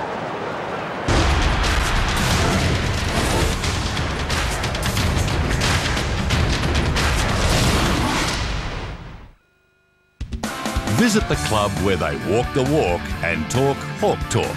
Definitely getting my pants pulled down every time we go out there. And we've got Pumpkinhead Pachoni over here. Oh, Stephen Green as well. Hawk Talk, Wednesday, 6:15 on Fox Footy Channel. This month on TV1. Laugh a lot you will, Obi-Wan Kenobi. When over 2 Saturdays and 44 episodes, we present the Cheers Marathon that's larger than life in TV1's Bar Wars. Oh, this is great. Then it's a TV1 for the money when we commemorate 25 years since the death of the King with 4 hours of pelvic perfection in TV1's A Little More Elvis. This is Elvis at his most passionate. And holy groovy movies, have we got some superheroes for you when Michael Keaton and Jack Nicholson rock the pillars of Gotham City and Batman. Then Bill Murray heads up the original Men in Grey in the supernatural ghoulish giggle of Ghostbusters. There's something you don't see every day. And Christopher Reeve shows Terrence Stamp what happens if you diss a superhero's chick in Superman 2. So do you want TV that's out of the norm? Do I? Yes, have some. Yes, have some. Then you got it this month on TV1 Channel 1. On Oz Kicking Around this week, my old schoolmate Jimmy Plunkett joins me and Bruiser to tell us what life is like playing with the Blues. Oz Kicking Around here on Fox Footy Channel. 5 o'clock Friday. Welcome back to the MCG. Half-time here. We've got a game on our hands. A 6-goal second quarter to the Hawks. 6 goals apiece in actual fact. 8 points is the margin at half-time. The goal kickers to the half. Dermot. Absolutely. Well, we have a look on the left. Brown has got 3, played out of the goal square second quarter. Leckis 2, Barlow 1 and Chick 1. And for the Pies, Alan Didak 4, singles each apiece to Davis, Rocker, Burns, Loney and Glenn Freeborn chiming in. The Magpies started the game pretty well. In actual fact, they capitalised on some Hawthorn mistakes, Dermot. I think the first 4 goals came about from Hawthorn mistakes. Good pressure from the Maggies, and this young fella playing his 50th game got off to an ideal start, kicked the first of the game, and he would have enjoyed every one of those. Absolutely. Glenn Freeborn, everyone's manned up, and if you're a talented player, you get the right to go for the shot there. And this was after a Shane Crawford errant kick into the middle of the field, and it's turned over, and good spot up there by Johnson as he picks out Didak again. Been great. Didak's got 4 goals to half-time and really come on as a player. It was a high investment for Collingwood. This was from a point kick-in which Collingwood have been super effective, Derm. They were able to carry the ball the length of the ground on a couple of occasions. This goal here to Loney, and they managed to do it again through the courtesy of Scott Burns. And then there was another goal to the big fella, Anthony Rocker. Yeah, look, he worked really well. He got a hand in the chest of Nick Holland, who doesn't play the back line all that well, but he's been asked to do it tonight. This is that one again. Burns, like his teammate Loney, has come from the opposite back flank to run to that spot. They run diagonally through the goal square, through the centre square to get to that spot on kick-ins to be the loose man. And he was lucky not to get 50 metres there, Lance Piccioni. And after Didak bombs from outside 50, he makes a stupid error going in for the last one. This one here. Exactly Lance will come in, and he's gone up and done nothing except give Didak a gift. He did indeed, and that's one that Lance Piccioni would love to have again, no question about that. 4 goals to half-time is a great return. Hawthorn have been dominant around the packs, particularly at clearances in the second quarter. Much of it due to the work of Sean Wren, who's been, without winning a lot of the footy, one of the more important players on the ground. 3 possessions only to Sean Wren, but he's actually mixed it up in the ruck.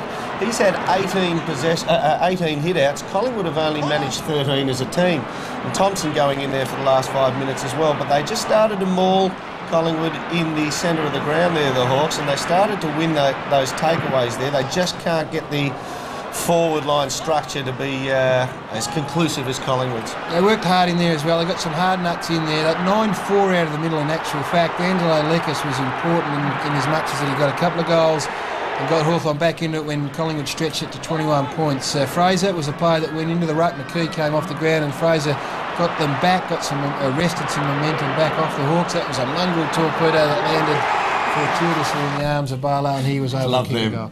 Love them a lot. We do love him. Anthony Rocker, I raised a question just before half-time. Been a big fan. Thought he was in All-Australian form early in the piece.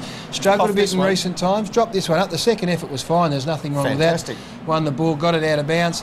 But his recovery, I mean, stories can tell you anything. Pictures can tell you any story, of course. His recovery wasn't great. He allowed Holland in this situation. Just a lack of concentration. Holland jumped up, punched the ball, ended up in a goal. Now, I think Anthony Rocker is almost as important as any player in this side in terms of their premiership chances. He has to get up and about, he has to take those contested marks that he was early in the piece, and the Pies would be still a chance. I don't think he's the best player in the team, but he's just about the most important because he's the dominant contested marking inside forward 54. Weeknights. Matthew Campbell.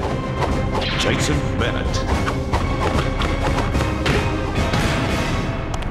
Fox Footy News. The best footy news on the planet. Coming soon to UK TV. Classic comedy at its best. John Cleese makes Norman Bates look perfectly normal. Faulty Towers. He's a little pom with 1,000 faces. Alistair McGowan. Nigel Hawthorn and Paul Eddington rule in Yes Minister. There's the Kenny Everett television show. Whatever you do, make sure it's all done in the best possible taste. Richard Wilson and Annette Crosby in One Foot in the Grave. Don't miss the hilarious Father Ted and Men Behaving Badly. Never said no to a woman before. Oh, God, yeah. I've said yes. Give me lots to drink. Oh. House, back, drink. How about some Ben Elton, Sometime Never with Sarah Crowe and the Glam Metal Detectives. Oh, but you're so good looking. Oh, baby. Coming soon to UK TV. Fox Footy Channel and Nissan present the winners' Mark of the Week. Be watching on Sunday night to find out how you can vote for the Mark of the Week and go into the draw to win a 12-month season 2003 Fox Footy Channel subscription. And here is the mark selected by our panel of experts from last weekend's round of AFL action. Oh! Leo Barry! Leaping Leo up over the top! You'll also have the chance to win a fantastic new Nissan X-Trail TI manual, including on-road costs, car registration and delivery, all valued at $38,400. Watch the winners here on Fox Footy Channel on Sundays at 7:30 to get a full wrap-up of the weekend's action.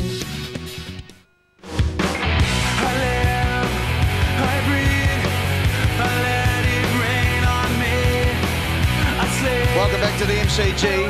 Perfect conditions. Peter Schwab pretty happy with David Parkin. As Collingwood runs onto the ground, the Hawks are ready to go. Look at Dipper. He'll walk in a shot anywhere. Dipper, he can find a shot anywhere. You watch him after the game in the rooms. He'll be in behind the camera every time. Oh, Peter Schwab's going off here. I think he's saying, why aren't Collingwood out on the ground? I reckon that's what he was alluding to. All right, well, they're on the ground now, and the margin is 8 points. Collingwood 9-5-59 to Hawthorn 7-9-51. There's the stats. Dennis, with centre breaks, the important one there. Hawthorn getting on top of Collingwood when Buckley was on the bench. Yes, he spent a long time on the bench too, which I think surprised all of us, didn't it? Absolutely, yeah. But I think there's a method to the madness, because then Burns joined him, and there was one other high profile, Tarrant. Yeah. Well, Tarrant wasn't getting it, but Burns and Buckley certainly were, so saving him for some run after half-time. Let's go down to the dock. You got any clues? Not really, Ed. He got back out there. Certainly starting this third quarter, Bucks out there. McKee coming to the bench again. He's been getting a lot of work on his back, so he's pretty tired, not moving all that freely. And Hawthorn with some trouble with Lance Piccioni, icing up the left hamstring. So obviously they'd be concerned about him not getting back for Hawthorn. But Buckley starting up. All right then, so Josh Fraser into the ruck for Collingwood against Sean Wren, who's been the dominant big man. He's only had 3 possessions, Sean Wren, but he's been value. And I am quite reticent normally to speak highly of ruck, but I reckon it's the best position on the ground to play. No question about it. Lance Piccioni might be icing his eardrums too after that first half, or in particular one mistake. After half-time this season, Hawthorn have won only 12 of 36 quarters, Collingwood 23 of 36. 8 points the difference. Magpies on top. Away we go. Second half, Friday night football. One down by Wren. Vandenberg slung as he kicked, helped on its way by Chick, chopped off by Clement. A high kick floats down inside the 50. That took off, didn't it? Tarrant deflects off his body. Bateman went to ground. Tallis put the body in. Tarrant quick hands. Loney outside the 50. Buckley 53 metres out. Pushed as he kicked, but affected the kick, and the mark is taken by Hodge. Chick's pace to get to Buckley then on the turn. He would have felt pretty confident, Buckley, at out-turning his opponent. Simon Cox inside his defensive 50. Hawthorn have kept on coming tonight. Squares it. Dixon. Good training for Collingwood coming into the finals. There's a team here that's prepared to press on them one-on-one, make them accountable. Brown, a lively forward in the second term. A good kick though. Back goes Clement, needs to keep it in and does. Stops against the boundary line, goes for distance, high ball down towards half forward. Cloak goes back on Tallis, steps over him now, gets a kick off too, gains about 25 metres and it runs out of bounds right at the 50. Couple of changes, particularly Hawthorn's forward line. They pushed everyone up to half forward and given Barlow plenty of room to move on the lead. He's got Prestigiacomo at the moment, and same down the other end. They're trying to give space for Tarrant to get him into the game, and Cloak may very well have gone forward to give a contest across half forward. Campbell Brown's kicked 3 goals and 2 goals to Angelo Lekas, 4 to Alan Didak, the multiple goal kickers in this game, to half-time. Adrian Cox to Reeves, back to Cox, had to stretch across the goal. It's a good-looking kick out to the defensive 50. It was very good, in fact. Holland in front of Rocker, kicks along the boundary line and makes up about 45, 50 metres. We'll have a throw-in on centre wing. Now that Nick Holland has had half a footy down there and done OK, he should start to run now. He should start to try and create something and push Anthony Rocker up the ground at every opportunity. So Leon Davis actually at full forward for Collingwood at the moment. Throw in. Wren and Fraser. Wren got the hand on the ball. Fraser goes a second time at ground level. Slings it out of the pack. Looking for the boundary line. Crawford keeps it in, says the boundary umpire. Good play. Reeves gets it back. Looks up. The kick needs to be a good one, and it is. Cox takes the mark. Cox kicks to centre half forward. Over the head of the pack, Brown, who has kicked 3 goals. Handballs over the top, and the Hawks are going to go to the front. Yes, they are. Head goal. Barlow kicks his second. Well, there's all that room, Doom, that I just mentioned earlier. There was so much room and space to run into, and again, it's this boy, Campbell Brown. I'll tell you what, he is impressive. He's got good leg speed. He follows on here and catches up to Barlow, and that's a fair effort because a player with a footy running towards goal always finds a yard. It's a good setup for Hawthorn. They look more dangerous when they've got some room down there to run into, and very impressed with that boy right there, Campbell Brown. Campbell Brown showing some speed there. 9-5, 8-9. Tight now. Wren goes up, taps it down. Crawford, can he lift out of the middle, hooks it towards half forward. Rees gets a hand pass to Loney, slips it away still further. Vandenberg inside the 50, lines up. Has it got the carry? No. Tell you what, there is space opening up in Hawthorn's forward line because, once again, it's all due to this fact that they don't allow Collingwood, that loose man, to just peel off and pick the ball off in the back line when the incoming ball is. Loney off for Cole. There's Clement. Crawford has lifted Dennis. Locuria towed him in the first quarter. He's now up to 12 touches and starting to get a bit of the footy. Out of the back pocket, Collingwood then. High ball towards the wing. Fraser with the set, tries to help the ball on its way. Down behind, it's Graham. Sweeps a hand pass towards the middle. Crawford yet again, kicks inside the 50. Charging up, hurling himself at the ball was Brown. Ricochets to Chick. How did he get rid of that one? Umpire says play on. Buckley tackles Brown. Prestigiacomo falls on top. And that is the very question Buckley is asking. How did the ball come out of there if it didn't simply fall to the ground? Watch it again. Well, dropping the ball. It was a good question. Well worth asking. Absolutely. Thompson. You wouldn't have got a point, though, the answer on IQ last week, the umpire, I can tell you. I flunked that. I want to talk to you about that. It was a big start. It's a pretty big start, this one, with the Hawks. And good umpiring. Umpires bounced it and said, get on with it. McGough goes up. Lucuria at the bottom of the pack. The intensity lifting here. I've got a bone to pick with him. Why is that good umpiring? I mean, because it's broken it up straight away. Don't the umpires have sort of a commitment though to the bloke who doesn't want to fight? I tell you what, the one bloke you do fear as a player is your coach, and if they bounce the ball and they have more players around it and they take it away, you're in trouble. Collingwood fans want a free kick and want another one, and this time they'll get one. Vandenberg let one rip and let a second one go. Now we've got a big, strong body. You use it. And that's what Richie Vandenberg did. Gave away a free. 11th disposal coming up for the Collingwood skipper. Missed that. Actually, he missed him. He hit him with the forearm across the chest. Freeborn over the top. Collingwood trying to work it through the corridor now with Scotland. Out wide he goes to Tarrant. Parent takes the mark. His third possession coming up. Kicks long, looking for Rocker. Lockyer's underneath it as well. Flies high, off the hands of the pack. Clement runs for the ball. In front of three Hawks, but crashing through was Bateman. Good handball out wide to Holland. Holland goes for the boundary line again. He's kicked it up there, and it'll just be Prestigiacomo over the line and out of bounds. He did very well there, Nick Holland. Throw in between wing and half-forward flank for the Hawks. 6 minutes gone. It's a point the difference. Collingwood in front. Again, Holland, who's a very fit player. Good recovery, second effort. And Anthony Rocker's got to work harder at that part of the game. Throw in. Fraser gets to the front. Wren gets a tap. McGough at the fall of the ball. Tried a very ambitious handball. It hasn't come off. Cox inside 50 for the Hawks. Freeborn at the front. Dives in front. Does it well in front of Brown. Wakeland wobbles out of the pack. Then kicks with the left boot. It's all Hawks though.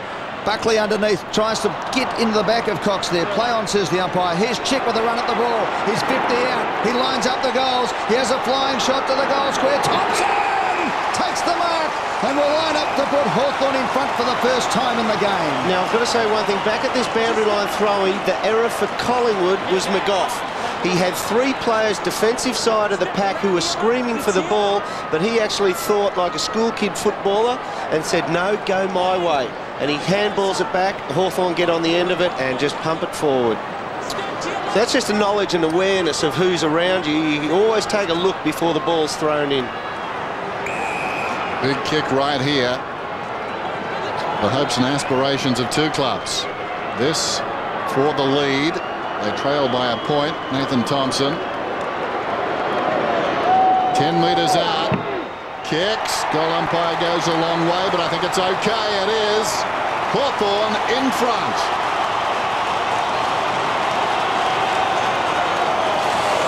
And there's another very good lesson in all of this as well, Dermot, and it comes about by a bit of play by Daniel Chick, and it's all about keeping your feet. And right here, you'll see it in a minute. He gets into some heavy traffic. He gets pushed off balance here and doesn't stay. He takes the bump. Wasn't a heavy bump, but stayed upright, got the run of the footy and kicked it long enough to get himself a goal. Good play by the number 17 for the Hawks. Hawthorn have booted the last 4 goals in this game. 9-10, 9-5. Right of the pack, Cox. Collingwood needing to hold here. Crawford missed it. McGough didn't. Picks it up, jams it on the boot, sends it down towards half-forward, bounces very high. Rocker tries to slap it on. Winning back in the race is Cox. Stopped it effectively to his namesake. At close quarters, missed the target. Now Didak goes at his 5th. Well wide of the mark, kicks it behind. At that bounce down, Collingwood had 8 men in their back line and Hawthorn only had a chance to run down the 7th forward, so they're still trying to man them up no matter what the amount of numbers Collingwood push back. Hawks by 4 points. Played nearly 9 minutes in the quarter. Adrian Cox, defensive 40. Just under 14 minutes left. Bruce has been excellent tonight. There's the ball at half-back flank. 11th possession coming up. His kick is to Wren, who march in front of Rocker. At half-back flank. Well, Collingwood peel back, and they like the long one incoming, and that's where they sit that man behind play. Dixon under pressure from Clement. Hawks fans wanted a mark. Umpire says throw it in. So if you short pass against Collingwood, the bulk of their numbers sit back for that long one, and there's the likes of a Jason Cloak or a McKee comes over the top. As the norm. Rocker into the ruck now. Wren gets the front spot. Rocker used his body, got it out to Burns. They've got the numbers now, Collingwood. It spills out to Scotland. He just gets his kick away inside 50. The battle is on. Out comes Leon Davis. Tarrant is there as well. Lends some support. Leon just paddling the ball. Hawthorn numbers though crunched him. Wasn't room for finessing. He needed to put the body in. And Hawthorn did through Hodge to Leckers at half-forward flank. Turns Johnson inside out. Then throws it off. Prestigiacomo over the ball. Gets it off to Scotland. Scotland now out wide to Lockyer. Collingwood now got the numbers. Look at this in the goal square. McGough's the man. Up he goes from behind. Couldn't quite take the mark. Goes to ground. He can handball off if he wants. He's twisting and turning. He kicked to the goal square. Good play though by the Hawthorn defence. And Hodge, another first-year player, thumps it through for a point. It's 3 points the difference. Great work by Nick Holland again there. It looked like McGough. So often players will give a free kick away in that situation, but he was able to effect a spoil. Crawford wasting no time. Holland. Graham hesitates. Up towards the half-back area, missed by Cox. Fraser on his knees, gets a hand pass back towards the attacking 50. McGough slips it away. Cole inside the 50. Too cute. Ball goes back towards the middle, taken by Chick. Kicks out towards the wing. Buckley will keep it in though. Brown comes at him. Buckley lays it off. Freeborn spots a man towards the middle. Scotland in space. Runs to the centre square. Kicks to the opposite side of the ground. Going back out there with carriages. Burns. He's marked about 45 metres out. Flirts with the idea of going to the square. Then decides to go back and take a kick. Well, he should go back and take the kick. He is an experienced player and he shouldn't be thinking about anything other than kicking a goal. Magpies trail by 3. Now lead by 3. His second.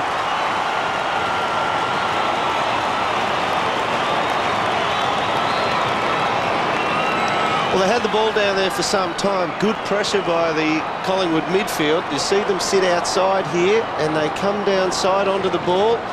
Scotland's given them a little bit of something. He's given them a bit of run across the ground and Burns pushes forward. He's come off the halfback flank to do that too, Scotty Burns. So as I said, they push down through the midfield and almost put up the old-fashioned wall then.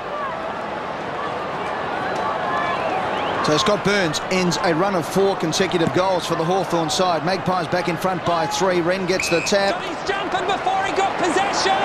Free kick to Hawthorn coming back as Scotland was about to break away. You can hear the umpire there. It was against Buckley for holding Chick. So Chick in the centre of the ground. He's under 11 and a half. Oh, he flirts here. His kick wasn't good enough to Cox, and Lockyer might make him pay. Lockyer just got a hand on the ball and does it well around the body. Buckley to lend support, but Lockyer finds the boundary line. We'll have a throw in. Seem to be asking questions all week this week, but here we go again for the Herald Sun. The trivia competition. Who was the #1 selection in the first AFL National Draft in 1986? Entry coupons are in every Friday's edition of the Herald Sun. I'll give you a hint. I think he played for both these clubs. Throw in. Who was the #1 selection in the first AFL Draft in 1986? Fraser knocked it down, goes after it. Been pushed in the back. Nothing doing. Ball up. I got it wrong already. Starting to think I did too. Yeah. Don't listen to me. Who was the #1 selection in the first AFL National Draft in 1986? That's the trivia competition. I think we're all a bit gun shy after Tuesday night. Wren grabs it, kicks down towards half forward. Clement's in the road. With some time, looks to the middle. Now gets a hand pass away. Lucuria runs forward of the wing. That's ambitious. Goes over the top to Cole. Look out. Somehow found a passage through. Goes to McGough. The two youngsters combining. McGough lines up and misses near side. Well, how did Cole get through there? He runs very hard and straight. Nobody else did. That is the area of young McGough, and he is a game kid who will take on just about anything, but that's the one area when he cleans up his kicking, he will be dynamic. Loney concedes some ground close to the boundary line. Graham kept his head over the top to Crawford and work it out pretty well. Very well, in fact. Up towards the wing, Leckis controls it to his own advantage. Cox on the burst. Forward of the wing, probing kick inside the 50. Getting back, Wakeland dropped the mark. Press to Giacomo. Gave it away to Barlow. 20 metres out, and he's missed. Barlow has put it out of bounds on the full, and that really is inconceivable from there. And also he had Campbell Brown on his own in the square, who had only moments ago given Chris Barlow one on a platter. So many comments to make here. It's just a shocker. He's hit the wrong side of the ball. Let off the hook. The Magpies, who lead by 4 points, coming up to the 15-minute mark. Glenn Freeborn in the back pocket. Inside 10 minutes left in this quarter. Freeborn is going to take them all on and run across. Now, this is going to be dangerous because there's no one to kick to. This kid's quick. He gets the kick away. And now the race is on. It could come straight back. Leckis versus Clement. Leckis goes to ground. Clement kept his feet. That is the trick. Clement now on centre wing is usually a good kick. Up towards the forward 50 it goes. Lockyer just pushed Cox underneath the ball. Rocker did well to push it forward. Lockyer now versus Holland. Missed the ball completely, so Cox will get a second go at it. Over the line, out of bounds on the full. And a free kick going to Leon Davis. He has made some blues tonight, Adrian Cox. I know he's taken some steps in his footy career this year and had some very good games, but gee, he's made some dumb mistakes tonight. Well, Leon has to wait here because no one back inside the forward 50 for Collingwood. 9th possession. They're all side on to him. He's got to come side on. No one's prepared to run hard deep in there. Now he kicks to the lead of Fraser. Diving mark close to the boundary line. First mark for Josh Fraser. Close on the boundary line. Well, right on the boundary line, in fact. He's played most of the year, Ed, as you'd well know, as a marking forward, and tonight with McKee off the ground has had to try and minimise the influence that Wren's had on this game, and so he hasn't been the forward presence that he's been earlier in the year. Has kicked 30 goals, 15 in season 2002. From the boundary line, Josh Fraser kicks it. It won't make the distance, though, I don't think. Rocker tried to mark on the line, forced through for a rush behind. And the margin now skips out to 5 points. 64 plays 69. We've played 16.5 in the third term. Fraser coming off 5 goals last week and 2 hauls of 4 this season in his 30 goals to date. This time last year had kicked 19. Here's Johnson. Magpies around the footy. McGough has to run back and fox it. He's on the wing. Looks down towards half forward. Still ample time. Goes to Scotland. About 80 metres from goal. Hard against the boundary line. Kicks towards the pocket. Coming across and judging it best is Graham. Wants to go and does. Cox. Need to be steady here. Crawford running out of space. Under pressure. Kicks towards half back. Not a bad kick either. Stone. Wren. Well, the big fellows. Whoa. Illusions of grandeur at half-back. Wren did brilliantly, though. Got it back to Simon Cox. Runs to the wing. Kicks down towards half-forward. Tallis has it. 60 metres out. A lot of room for Campbell Brown out this side of the ground. He's going to kick it out there. Tallis has got it. Goes the other way. Brought around on the angle. Now pops short of Brown. Drifting into that hole. There's Brown emerging on the lead behind this man, Dixon. He'll go back and shoot a goal from 40 metres out. Directly in front. There's no measurement for decision making in footy, and it's I tell you, there are a couple of great decisions in this build up. Sean Wren on the other side, we all laughed and scoffed at him a bit, but he bought his players a little bit of time to get up to him. He knew he couldn't run with a footy, so the little balk and turn back into play allowed Cox and the other Hawthorn runners to catch up with him and carry the ball forward, and then that is a smart decision. The Cox kick inside and this kick to Dixon. Will it be another lead change right here? Collingwood currently on top by 5 points. Dixon from 45 thumps it long and hard. Hawks back in front.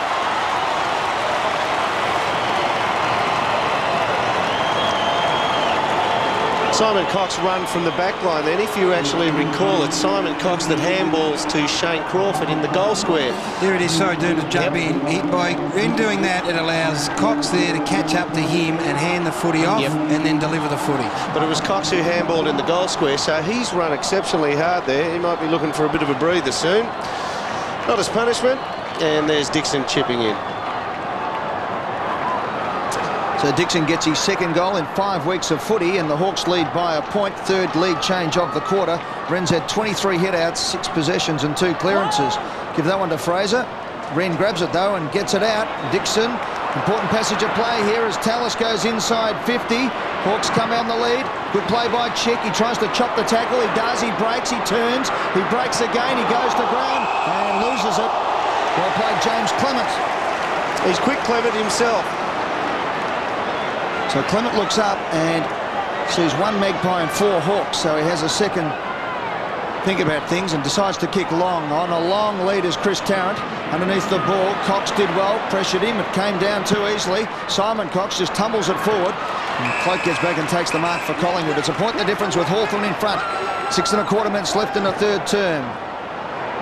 Cole gets a ordinary kick from Cloak, but plenty of time to pick up the bounce. Burns leads away. The kick was shallow, though. He has turned it right over. Very, very slack play from Collingwood. It comes back in. Cloak has to stand his ground. A chance for Cole to recover. Wasn't convincing. The kick again. Another chance for Hawthorn. Thompson this time to punish Collingwood. And he kicks his second, and the punishment is complete for slack play.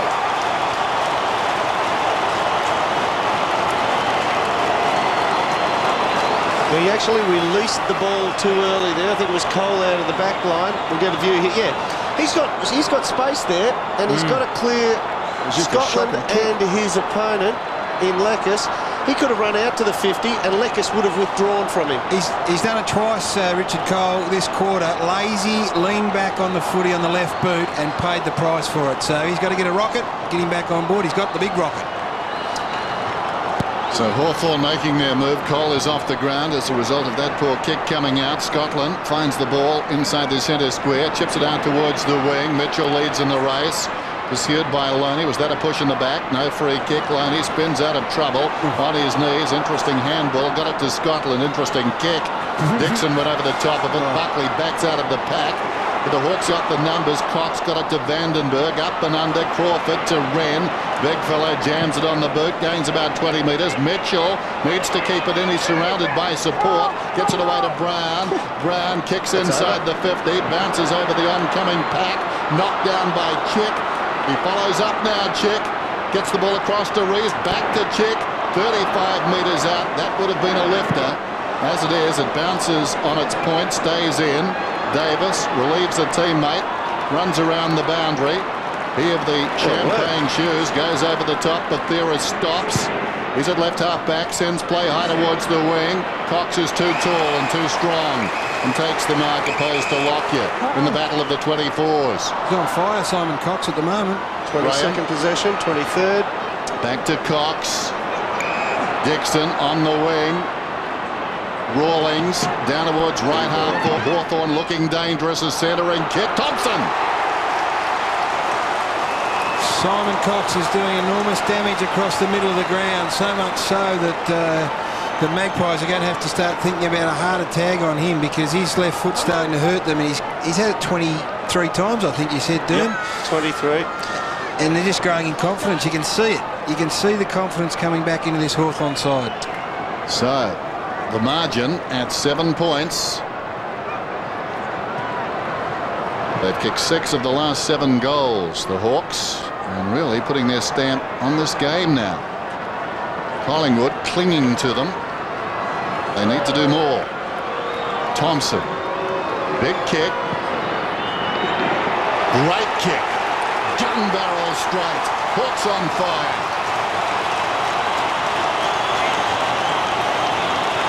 Third for the quarter for Thompson. 3 goals for the third quarter. You're absolutely right, Ed, and he's just started to loom as a dangerous option, and he's benefiting from some very good Hawthorn coaching by providing dangerous forwards up there that have been versatile in different shapes and sizes. The pressure's gone off Thompson. They're not quite sure who to focus on, who to zone off on. They've had the one-on-one philosophy all night, the Hawks, and it is paying off and paying big dividends. Hawks have kicked 7 of the last 8 goals. Thompson's kicked 3 for the quarter. 78-56 Hawthorn in front of Collingwood disposals this quarter. Magpies are going to get going. Fraser out of the centre, kicks it long. Tarrant and Rocker have got to start getting the ball, but it's punched away, and it's Adrian Cox who gets it away to Hodge. The Hawks are full of running at the moment. It's a 2-on-1 situation, but the free kick will go against Nick Stone, and it'll go to Cloak at half-back flank for Collingwood. Just not with the tempo yet. Nick Stone came on for Nathan Loney about 5 minutes ago. 5 goals to 1 for the quarter, Hawthorn's way. Cloak threads the eye of the needle and finds Betheris. There's the disposals difference. 23 more in favour of Hawthorn. Buckley, strong lead, takes the mark. Dixon's actually playing on Buckley in the midfield now. The kick is out wide, looking for Tarrant. He'll have to take it on the bounce. He does. Over to Burns. Burns on the left boot. Goes short to the pocket. I didn't see what happened there, Derm. No, it was a good hip and shoulder, but he... Leon. Look at this bloke. Leon came from side on. A good shepherd by the umpire there. Yeah, Leon cleaned out Adrian Cox in a bump. Throw in, 40 metres out from the Collingwood goal. He gets Ball it in dispute, McGough finds some space, gets his kick away just.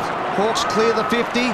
Scotland comes out for a beautiful mark. Is taken there by Barlow. You wanted that, Chris Barlow. Barlow and Hawthorn are just getting some midfield run here. Look at this. If the kick's a good one, and it is to Dixon, just opening up through the middle of the ground. Out wide they go, the Hawks. They've got all the run here. It's Graham inside 50 with a kick. He's looking for Chick. Chick takes the mark. Beautiful kick. Great build-up from Hawthorn. Gary, you and I on the same thing here. Exactly. If we could get a camera down the other end, young Chance Bateman is sitting next to Chris Tarrant, who's inside Collingwood's forward 50 and saying, see that bloke Mark Graham out on the wing who's about 85 metres away from you? He's your man, son. And it's good to see from young Chance, whatever his name is. Chance Bateman, 13 points the difference here as Chick comes in, a vital kick. Starts it out wide, it wobbles, it's still in play. Thumped through by Batheris for a rush behind. Serious ugly on it, that. Ugly kick. So the margin, here's the Barlow mark.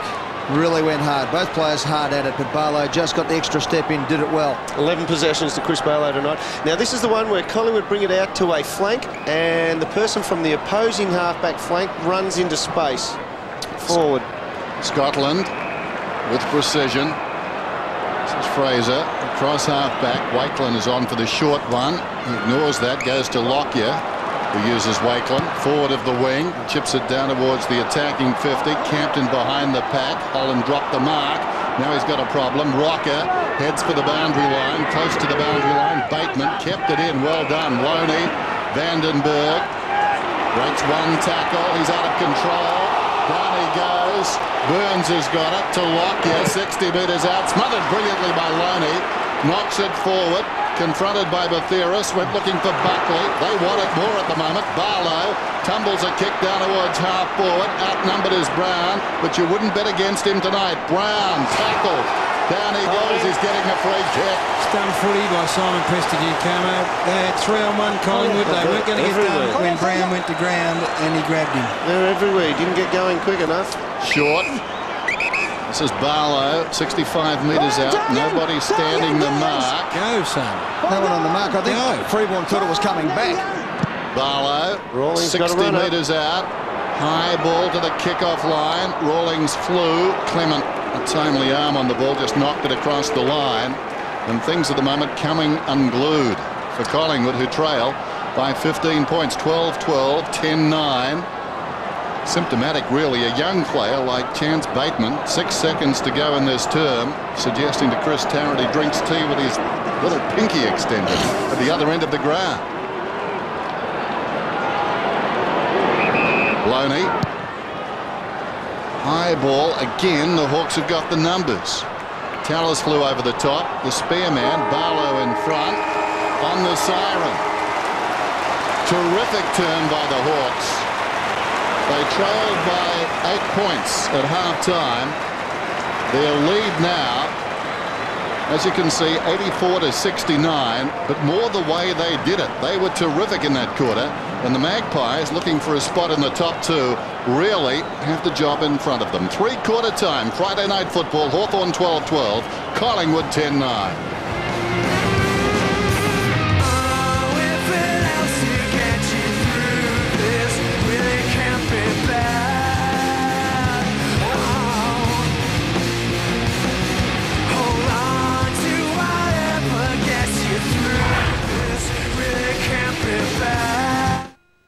We've all heard the expression, what happens on the field stays on the field. Well, on this show, what happens off the field ends up on Living With. How many in the family? Yeah, I don't actually know who those people are. Greatest player seen. Well, I see him every morning I shave. A bit of renovating and I do it all. Doug wouldn't even know if we had the walls painted, I don't think. Can you take us through this? I can't remember that. I know. Living With. Only on Fox Footy. Wednesday at 9:30. It's a month of adventure and travel in August on Lifestyle. Here we go, here we go. Gotta love this. Escape to the exciting outdoors with Fishin' Four Wheels. Oh, Nice fish. I love the thought of surviving by wit and by strength and by tenacity. Experience a journey of exploration and strength as it was in the 1840s with Quest for the Bay. We're going to laugh, we're going to cry, it's going to be plenty of action. Backpackers sample the excitement and thrills of 22 action-packed days around New Zealand in Adventures in Wonderland. Oh, if only this journey worked as neatly as the commentary. 11:30 weeknights. See the world through the comical eyes of Michael Palin in the Michael Palin Adventure Circus Hour. Oh, I love it here. Wow. and new video postcards of the Spanish island of Mallorca in Passport to the Sun. You name it, we're going to have it. It's definitely a month of adventure in August on Lifestyle. From the back pocket to full forward and beyond, Fox League Teams is the best start to your weekend in football. St Kilda were absolutely sensational that first quarter. Let's have a look at what Essendon have done at selection for this match. This is a must-win game for us. Join me, Anthony Hudson, and the panel. His leg's just like one big long tree trunk. We want to see toe-to-toe blokes having a fair dinkum go. All the ins, the outs, the matchups, and the maybes. You see anywhere else they play after that? Well, it won't matter. Fox League Teams, 8:30 Thursday night on Fox Footy Channel. So the Hawks hit the front at the 7.5-minute mark of the third term and stayed there. 15 points the difference going into the final quarter. Hawthorn playing for finals hopes. Collingwood to make sure of the finals and hopefully for a top 4 position. But they've got the work ahead of them. Mick Malthouse isn't happy. But what about Schwabby at three-quarter time, boys? Yeah, look, he came down from the coach's box at three-quarter time. Donald McDonald on the right-hand side of screen there. He's responsible for some of the ruck work and the backman. And Schwabby is laying it down to Donald McDonald. Sometimes it's more a case, Gary, of you speak to your players through their relevant coaches, and I'm sure that's what he probably would have been doing then. No, no question about that. Jimmy Stein's a ruck coach at Melbourne. Used to get belted every time they were getting done in the ruck, Melbourne. It was quite funny. Here's, speaking of ruckman, Sean Wren's had a fair influence on this game to date. I think he's been wonderful. And look, I'll just put some words in his mouth. He looked up, he said, I'm not going to run that far. I can't do that, and I'm not a good enough left foot kick to get it inside. So I'll swing back inside here, wait for some support. Here it comes. Simon Cox has got a bit of run. I'll give it to you, and then you run down the ground, young fella, and we're away and running. Tony Jones is one of the great fullbacks of all time, Kelvin Moore. Eddie, thanks very much for that. Well, Cal, the challenge is there for them tonight, and geez, they're responding well so far, aren't they? Oh yeah, look, it's been a game that we've really had to persist with, you know, show a bit of resolve, and we just thought that was probably as much our mistakes we made or bad skill errors that it gave Collingwood opportunities that they capitalised on. Unfortunately, we were able to repay the compliment a little bit in that quarter. The pressure in the box is pretty evident. Donald McDonald copped the coach's wrath there at three-quarter time. What was all that about? Oh, no, I think there's just a bit too much going on. I think everyone's getting a bit frustrated and excited because of the state of the game. So that'll be sorted out pretty quick. All right, plenty at stake for you. Good on you, Cal. Yeah, thanks, Tony. Chris Tarrant with just one kick will start the final quarter on the bench. Rocket a full forward. Nathan Buckley to centre half forward for Collingwood in an open foot line with Leon Davis in amongst it. Dermody, other selection pickups you've noticed? Well, Lucuria looks like he's going with Vandenberg now, who was damaging in the third quarter. Hawthorn by 15 points, started the final term. Lucuria got a hand pass away. Burns was pushed in the back. He'll get the free kick. And it's early goals. Clement, normally a good user of the football, kicks inside the 50 and Buckley gets on the end of it. And could score from here. One of the things Collingwood is blessed with, and we saw Didak as another inclusion to the club that they've got, club within the Collingwood Footy Club of blokes who can kick goals from outside 50 range, and this bloke's a specialist. Well, they talk about a skipper's goal. This could well be one. Not exactly. It's marked, none. Off hands and out of bounds in the pocket. Let's go down to the dock. Yeah, Collingwood starting with Chris Tarrant and Steve McKee on the bench again, Dennis, for this final quarter. McKee been very restricted with the sore back tonight. And Lance Piccioni with the left hamstring, obviously finished for the night for Hawthorn. Boundary throw in. Rocker hooks it down behind Loney. But ricochets, I think, off Cox and or Lockyer and goes through for a behind. That contest between Holland and Rocker. Holland's had 10 possessions, Rocker only the 5, and hasn't really taken any dominant marks up there, so that's a good win by the coaching staff for Hawthorn. Hawks by 14 points. Cox brings the ball out, does it well though, to the defensive 50, to Crawford. First goal is vital in this quarter of football and the match. To centre wing, Freeborn was beaten, didn't go hard enough at it. As Brown kicks inside the 50, too much finessing, and Prestigiacomo just got his hands on the ball. Reeves, was he tripped? I think he might have been. He'll get the free kick. Will he? Yes, he will. It'll go back. And Reeves will take the free kick. He's kicked 3 goals in his AFL career in 14 games. This is game number 15 for Nick Reeves, the Rising Star nominee this year. He's had a very good game of football, just grabbed by Prestigiacomo. He's a bit stiff there, Presti. No question, it was a free though. 13th possession. I'll take my hat off to Campbell Brown again. Won a 50-50 contest to get the ball into a dangerous position. 14 points to become 20. Rees comes in. It's a 20-point lead to the Hawks.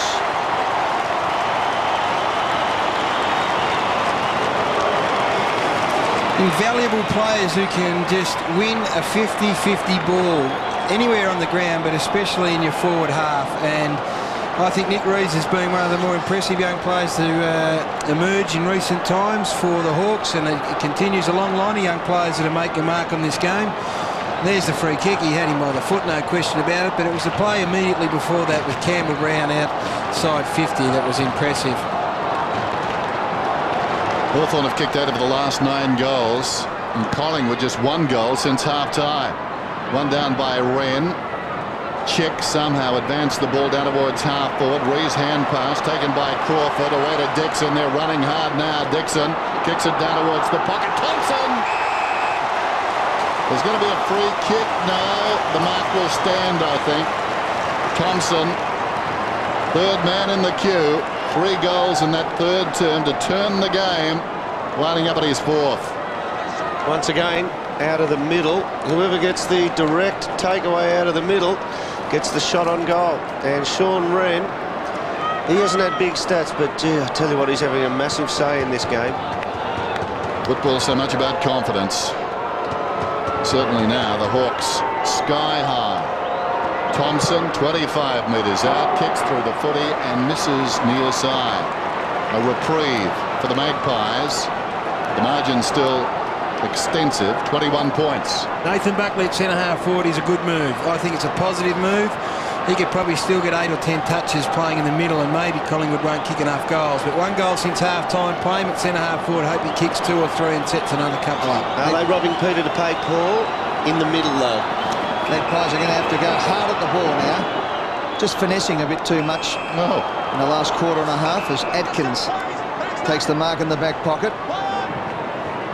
Burns is the man who must mark this, and does. Gets to the front at half-back flank. Buckley gives him a lead. Burns puts it up in the air. Buckley to the front. Uses his body beautifully. Almost on the second grab. Picked up though by Tallis. The kick inside is... Open it right up for Hawthorn. Vandenberg kicks to centre-half forward. Collingwood have the numbers on this occasion. Great play there by Loney, who took the mark and copped one across the chops as well. So Loney at half-back for Collingwood. Good courage from Nathan Loney. Clement stubbed his toe as he took the kick out in front of Lockyer. Has to wait an eternity for the ball to bounce up to him. Now he comes back and mucking around the Magpies at half-back with Wakeland. Well, they've got none of their big guns up forward, those 3 tall forwards who normally present. They've only got 1 up there at the moment. Wakeland just has to check his run, and kick to Scotland was good football. Now, they're going stagnant when they go forward, Ed, and it's all small forward lead stuff, and Buckley's pushing up to both wings. He's going to have to run himself ragged. Buckley does. Looks inside. Wren goes down with Fraser into the goal square. Thompson off. So Buckley now just chipping the ball forward, looking for Fraser, who kept running. That's good football and great patience, and that's 50. Is it? No, good play on. Touched off the boot, I think, was it? I don't know how it could have been. Nathan Buckley was 15 minutes. Let's listen to the umpire. Well, he claims off the boot. Yeah, touched. No, it's touched. I'm with you, Josh. Straight out. Oh, definitely touched. We'll get a replay on this in a moment. Collingwood fans, as you can imagine, not impressed.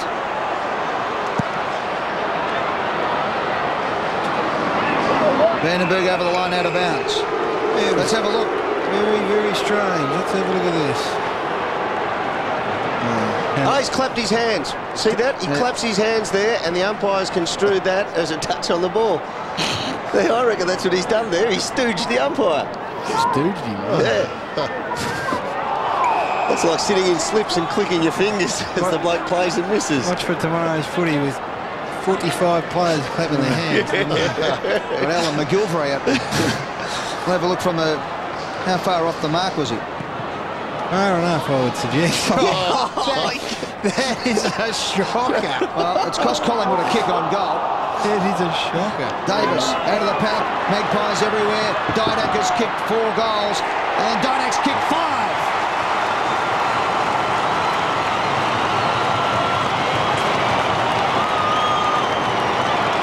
I think Hawthorn backmen were a little bit like us in the commentary box then, Gary. We were concentrating on that missed mark or non-allowed mark, and they got 3 players goal side of the pack there, Collingwood, so they just about raffled which one was going to kick it.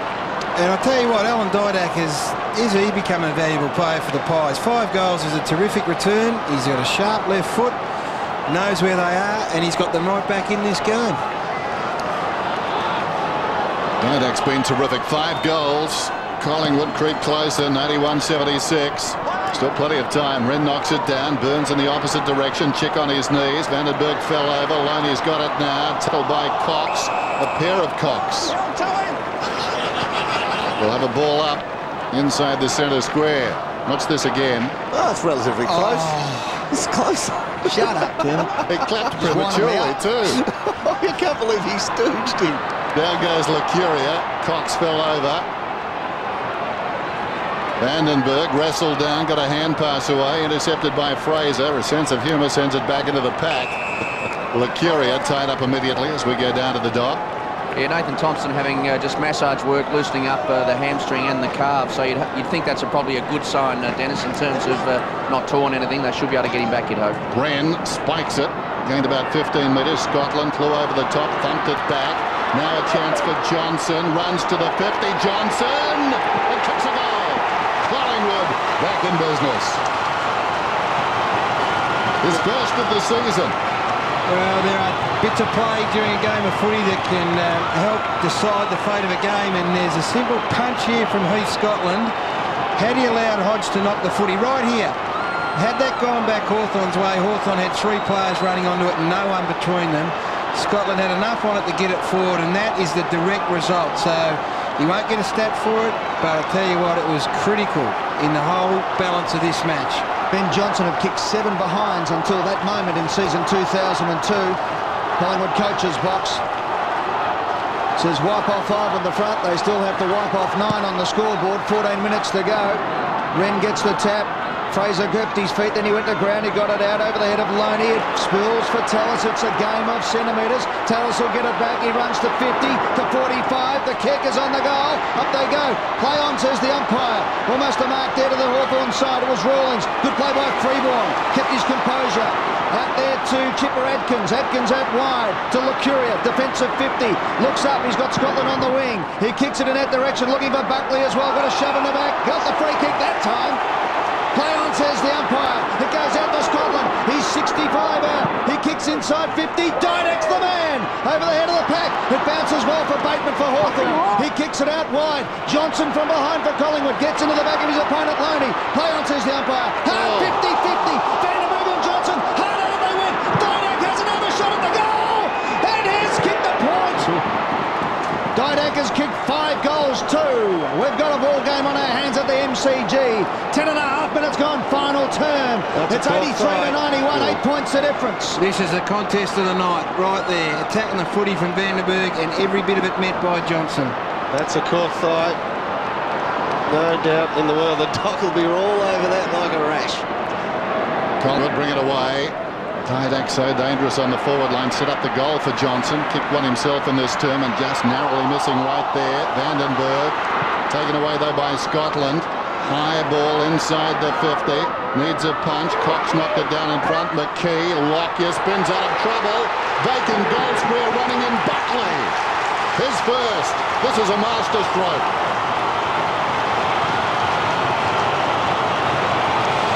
Well, Doom, you asked the question earlier whether Rob Peter to pay Paul by playing Buckley out there, and it's a really fair question to ask. But I think it's an indication of how far this Collingwood side have come. They don't need Nathan Buckley in the centre of the ground getting it 10 times to win games of footy. They've got the likes of Scotland and Lockyer and Lacuria, and Buckley can go down there, provide a target, and now he's got one on the board. So Hawthorn have got their hands full if they're going to stop Collingwood running over the top of them. Nathan Buckley gets his first goal. Here's the Hawthorn box. Swabby on the phone, giving the instructions, and it's a 2-point ball game. Hawthorn in front, plenty of time in this game. Back in the centre of the ground.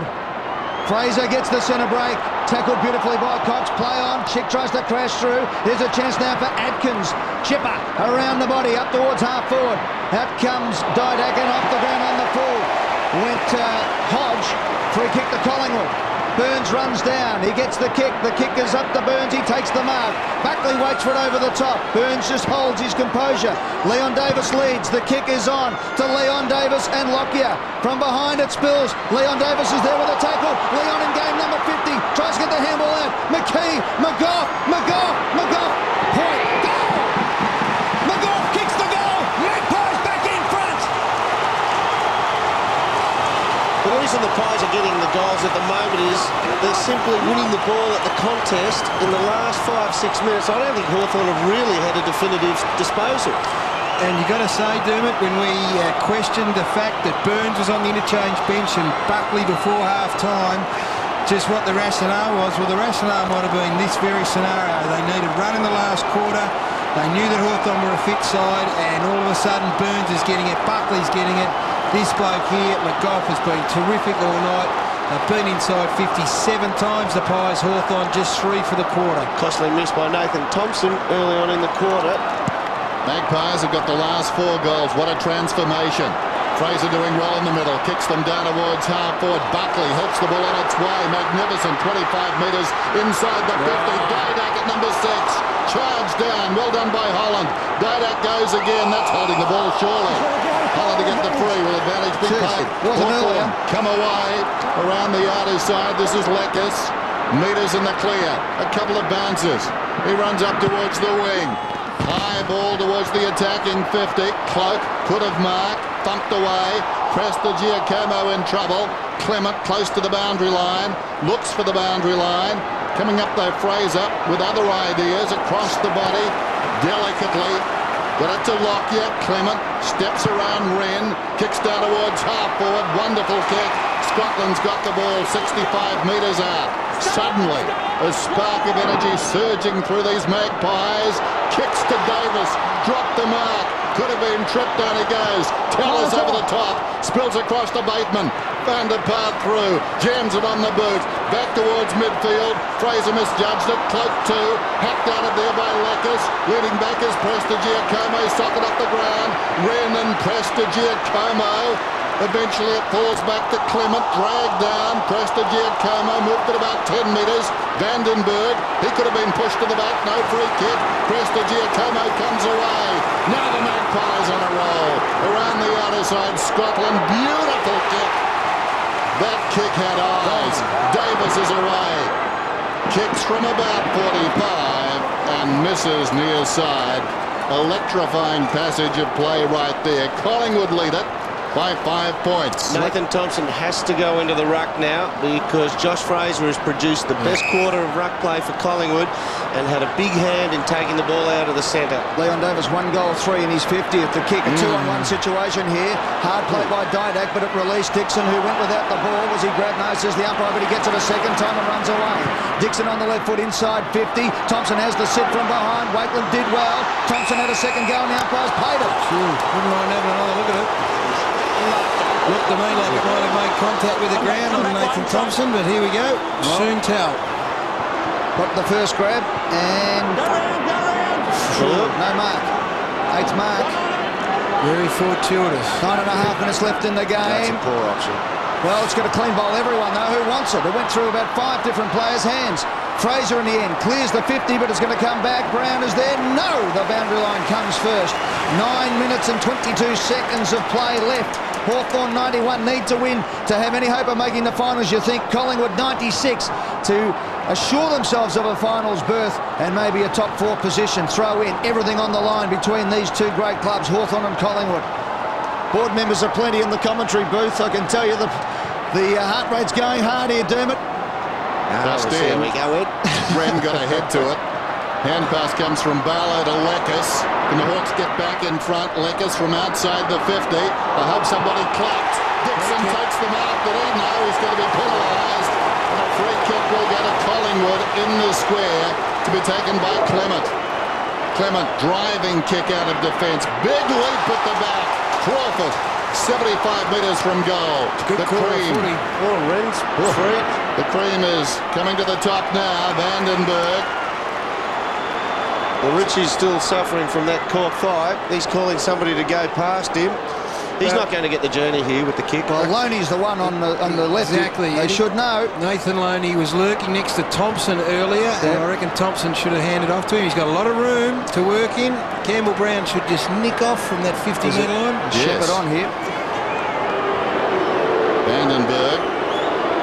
Well, he's defying all of us and kicks from right on the 50. Well, he may have done the job. No, right on the line. I think Wakeland got a fist on it.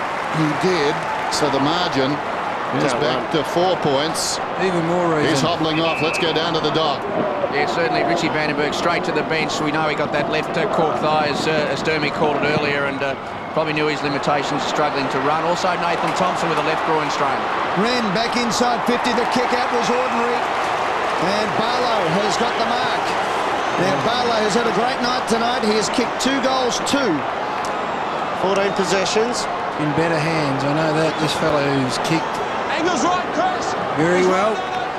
Yeah, Collingwood was still on the attacking move from full back, but the kick wasn't good enough from Lockyer. He comes in. Just to put the Hawks back in front. He wobbles it off the boot, but it's wobbled right through the middle, and Hawthorn go back in front at the 18.5-minute mark.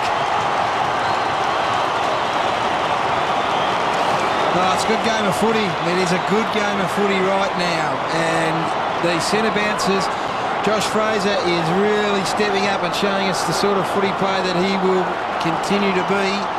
And his turnaround, Sean Wren, was fantastic for the first 3 quarters, but he's just starting to tire. And it's Thompson that will contest in the middle of the ground against Fraser, and that had to happen. Big Shawnee Wren had done as much as he could have done for the night. 2 points the margin. If you think back to last season, I think Peter Schwab had a heart scare at about this time of the year.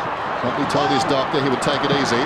There's Mitchell out of the middle, floats it down towards half forward. Dixon goes across and takes the mark. Rawlings is pushed forward. He's going to go for the lead kick, though. High ball. Rawlings from behind. Hands to it. Couldn't hang on. Wakeland found it on the deck somehow. Dug it out. Atkins comes back to Prestigiacomo. Danger. High ball close to the boundary line. Out of bounds, I'd suggest, on the full. It was. Hawthorn descended back in. Clock stops at 7:07, as you can see. Hawks by 2 points. Ben Dixon. The Hawks with their backs to the wall. And he's up against the fence. They've got to win tonight. Not sure they'll pinpoint a pass at this stage, so top of the square. So much for that idea. Goes deep to the pocket. Well, that's the problem of trying to pinpoint when there's traffic. You're going to turn it over. You might as well go long, get a contest at the top of the square. He's had a great last quarter, Josh Fraser. Been terrific. This is Freeborn running it up. Goes back to Fraser. Men outside. Elects to kick it. Floats it to Freeborn. Was that 15? Yes. He's got it up towards right half back. Still got to go man on man, the Hawks. They can't rely on just Collingwood kicking the ball to them down the other end of the field. Hawthorn by 2 points. Freeborn sends it high towards the wing from behind Tallis. Knocked it forward, close to the boundary line. Cox. In goes Johnson.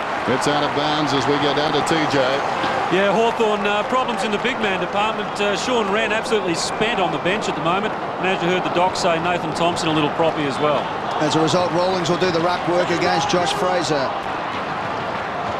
Tallis grabbed it out of the ruck. We'll have a bounce. I don't think that's a bad move either from Hawthorn's point of view. Thompson has gone to the goal square, waving to the bench at the moment. So Rawlings just should run and tag Fraser for the rest of the night. Pretty good crowd in tonight. 53,750 are seeing a thriller. Here's a chance for Hawthorn. Mitchell, he kicks wide and it bounces just inside. So this is an important throw in. We'll go to the top of the square pretty much with 6 minutes left on the clock. It's Hawthorn by 2 points. 4 goals to Collingwood this quarter, 2 to the Hawks. Great pick up by Luke Hodge in that heavy traffic under pressure. Loney off and Betheras on. Throw in.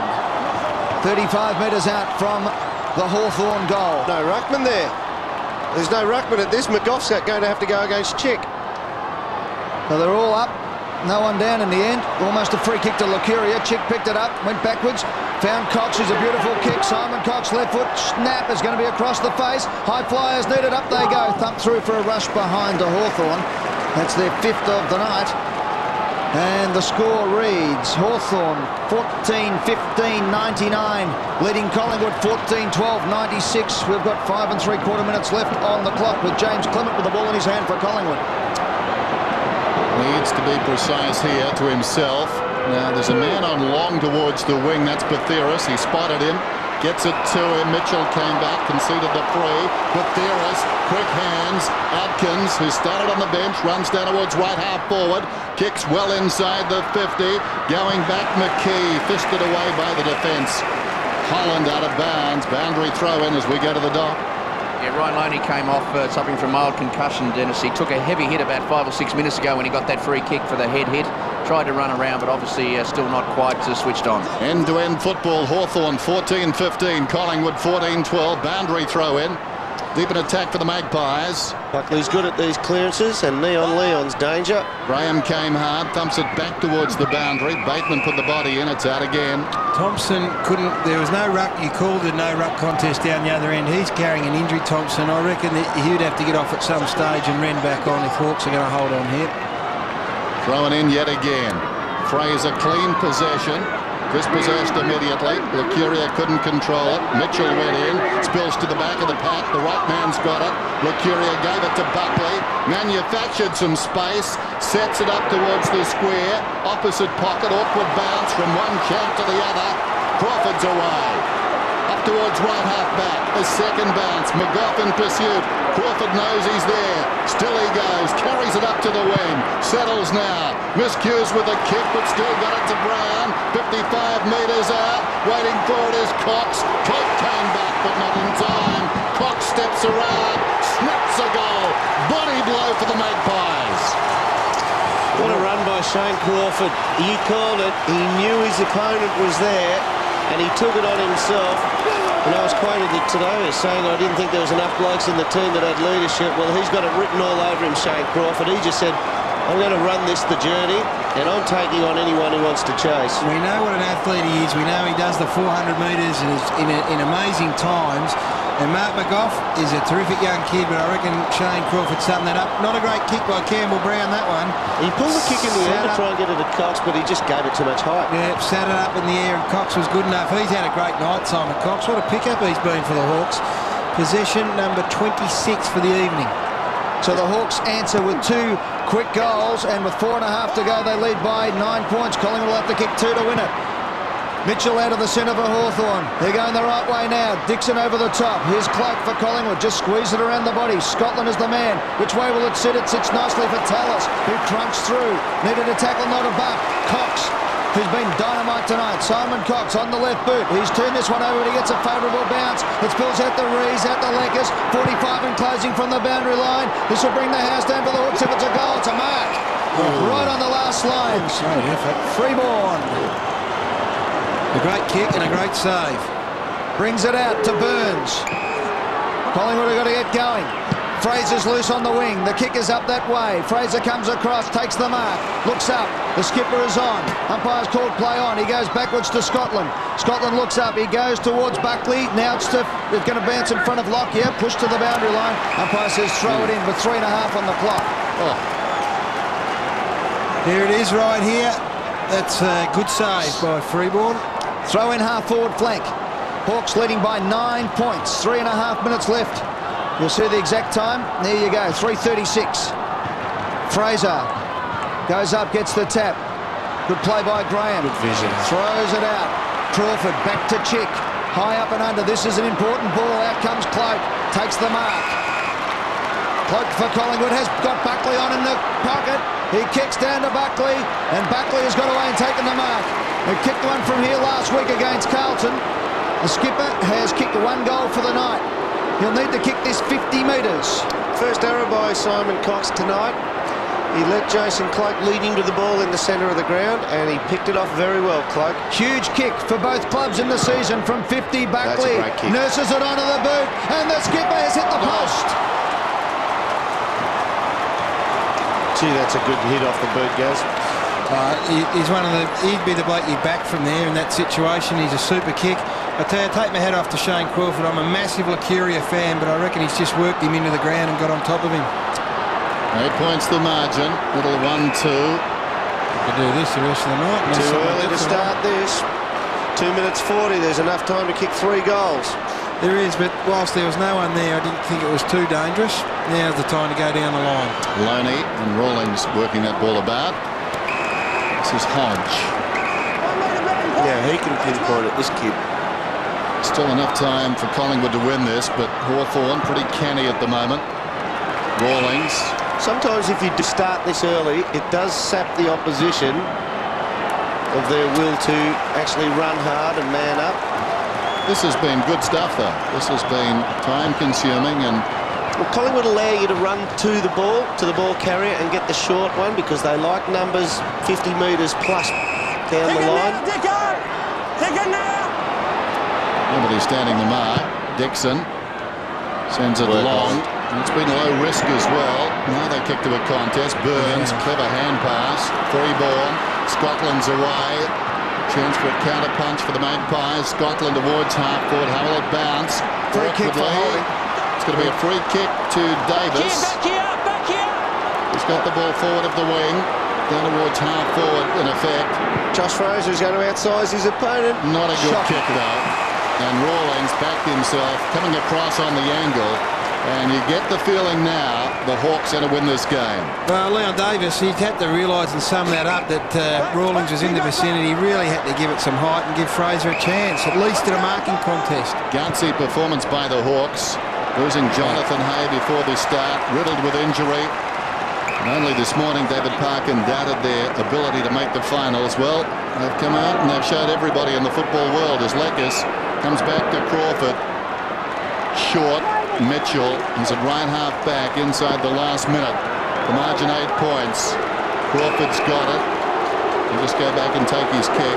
He stands where he marked the football. Comes across to Rawlings, who's fattened his stats in the last couple of minutes. I think he's doubled them. I think he has too.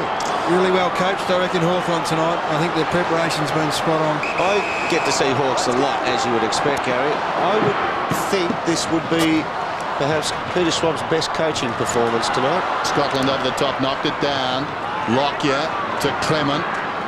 And see the time, we're down to 12 seconds now. It needs a Collingwood mark, and even then I don't think it will be time enough. Rees comes away, and this one's in the book as Rees tumbles it back towards the wing. An upset on Friday Night Football. Scotland's got it. Collingwood go down to the Hawks, who celebrate. Handshakes all round. And Hawthorn 15-15. Defeated Collingwood 14-13. The Magpies came back to lead in the final term after they certainly had their chances to blow it apart before half-time. Then a big third term by Hawthorn really set this victory up when they put it 5-3 to 1-4. And that man must be feeling delighted as the Warrior hobbles out onto the MCG. Tony Woods. Well, it would mirror the sort of effort that you would have got from Tony Woods at any stage during his career, and this is a very meritorious victory. Season on the line against the side coming off a 108-point victory who were in very good form. They had to come from behind. They were down at half-time. And some players in this side really stepped up in the absence of a big star like Jonathan Hay. It was a great win. Let's go down to Tony Jones. He's with Daniel Chick, who had 17 possessions tonight. Was a great player. Yeah, 17 possessions for number 17. What a terrific night for you, mate. Yeah, it was fantastic. It's just great to have a win. We've been out of the pub, and all the boys have, and we've been competent. But it's a better effort tonight. Yeah, geez, under the pump, that's an understatement. I mean, every game's an elimination for you blokes. This is your first one and you've come through with flying colours.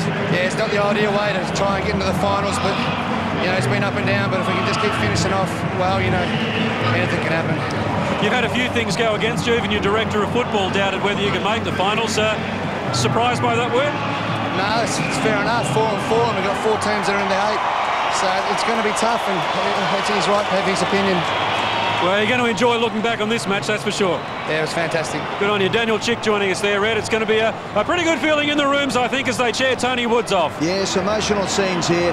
Now, well done to Tony Woods. He was part of a very emotional build-up to this game. Dermot Brereton, you said before the game that Peter Schwab gave one of the great orations in the afternoon build-up, and then there were tears in the rooms as Tony Woods gave his final speech to his former comrades in arms. Yeah, David Parkin said in his 30-something years of footy, or even more, he said Peter Schwab's speech to the players was one out of the box. And then Tony Woods, when he spoke to the team early on, came out. They had tears in his eyes, and the blokes were steely when they came out. And then Swabby, unusually, for the last little G up before they come out onto the ground for the final time before the game, Swabby stood outside that little coaching room and let Woodsy just give them one more little bit of what football can mean to your life there. And I'm getting a bit choked up watching Woodsy there, because he wears his heart on his sleeve. He's an emotional kind of guy, and this would mean the world to him. 173 career games, 13 with Fitzroy, 18 with Collingwood, and 142 for the Hawks. 36 career goals. A fantastic effort for Tony Woods. He's finished in the top 6 in the Hawthorn best and fairest for the 6 previous years, and was runner-up amongst it as well. Well done to Tony Woods. Well done to the Hawks tonight. They're still alive in season 2002 by defeating Collingwood by 8 points, 15-15, 105 to the Magpies, 14-13, 97.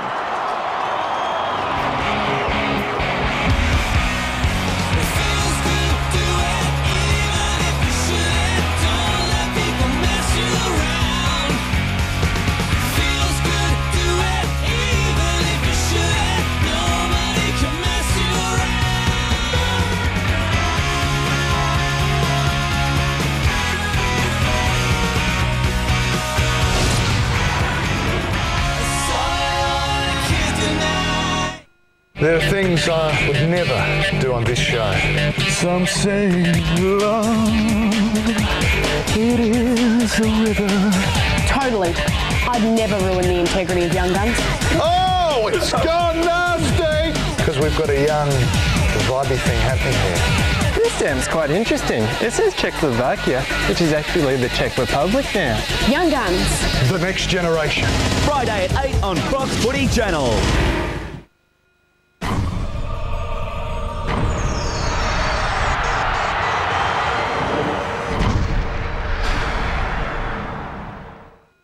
In the coming months, some of literature's greatest stories come to life on Hallmark. Pirates. Australia's Jessie Spencer stars in an exciting new adaptation of the classic family adventure. What a place you've made for yourself, you Robinsons. Stranded.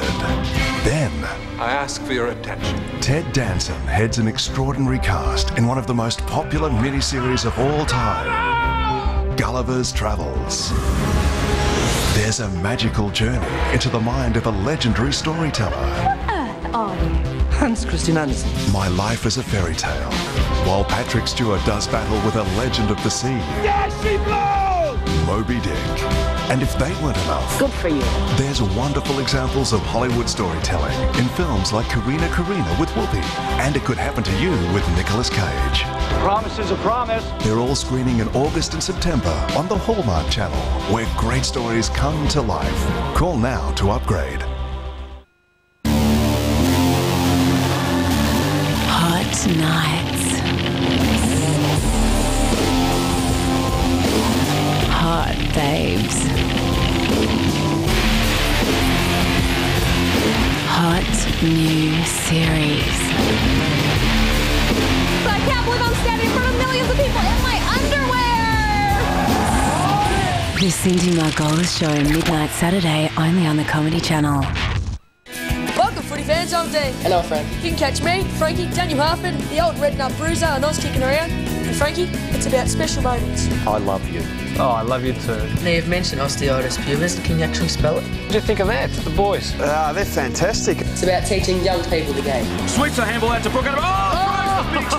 Oh, yes, she's kicked too. And we both love the game very much.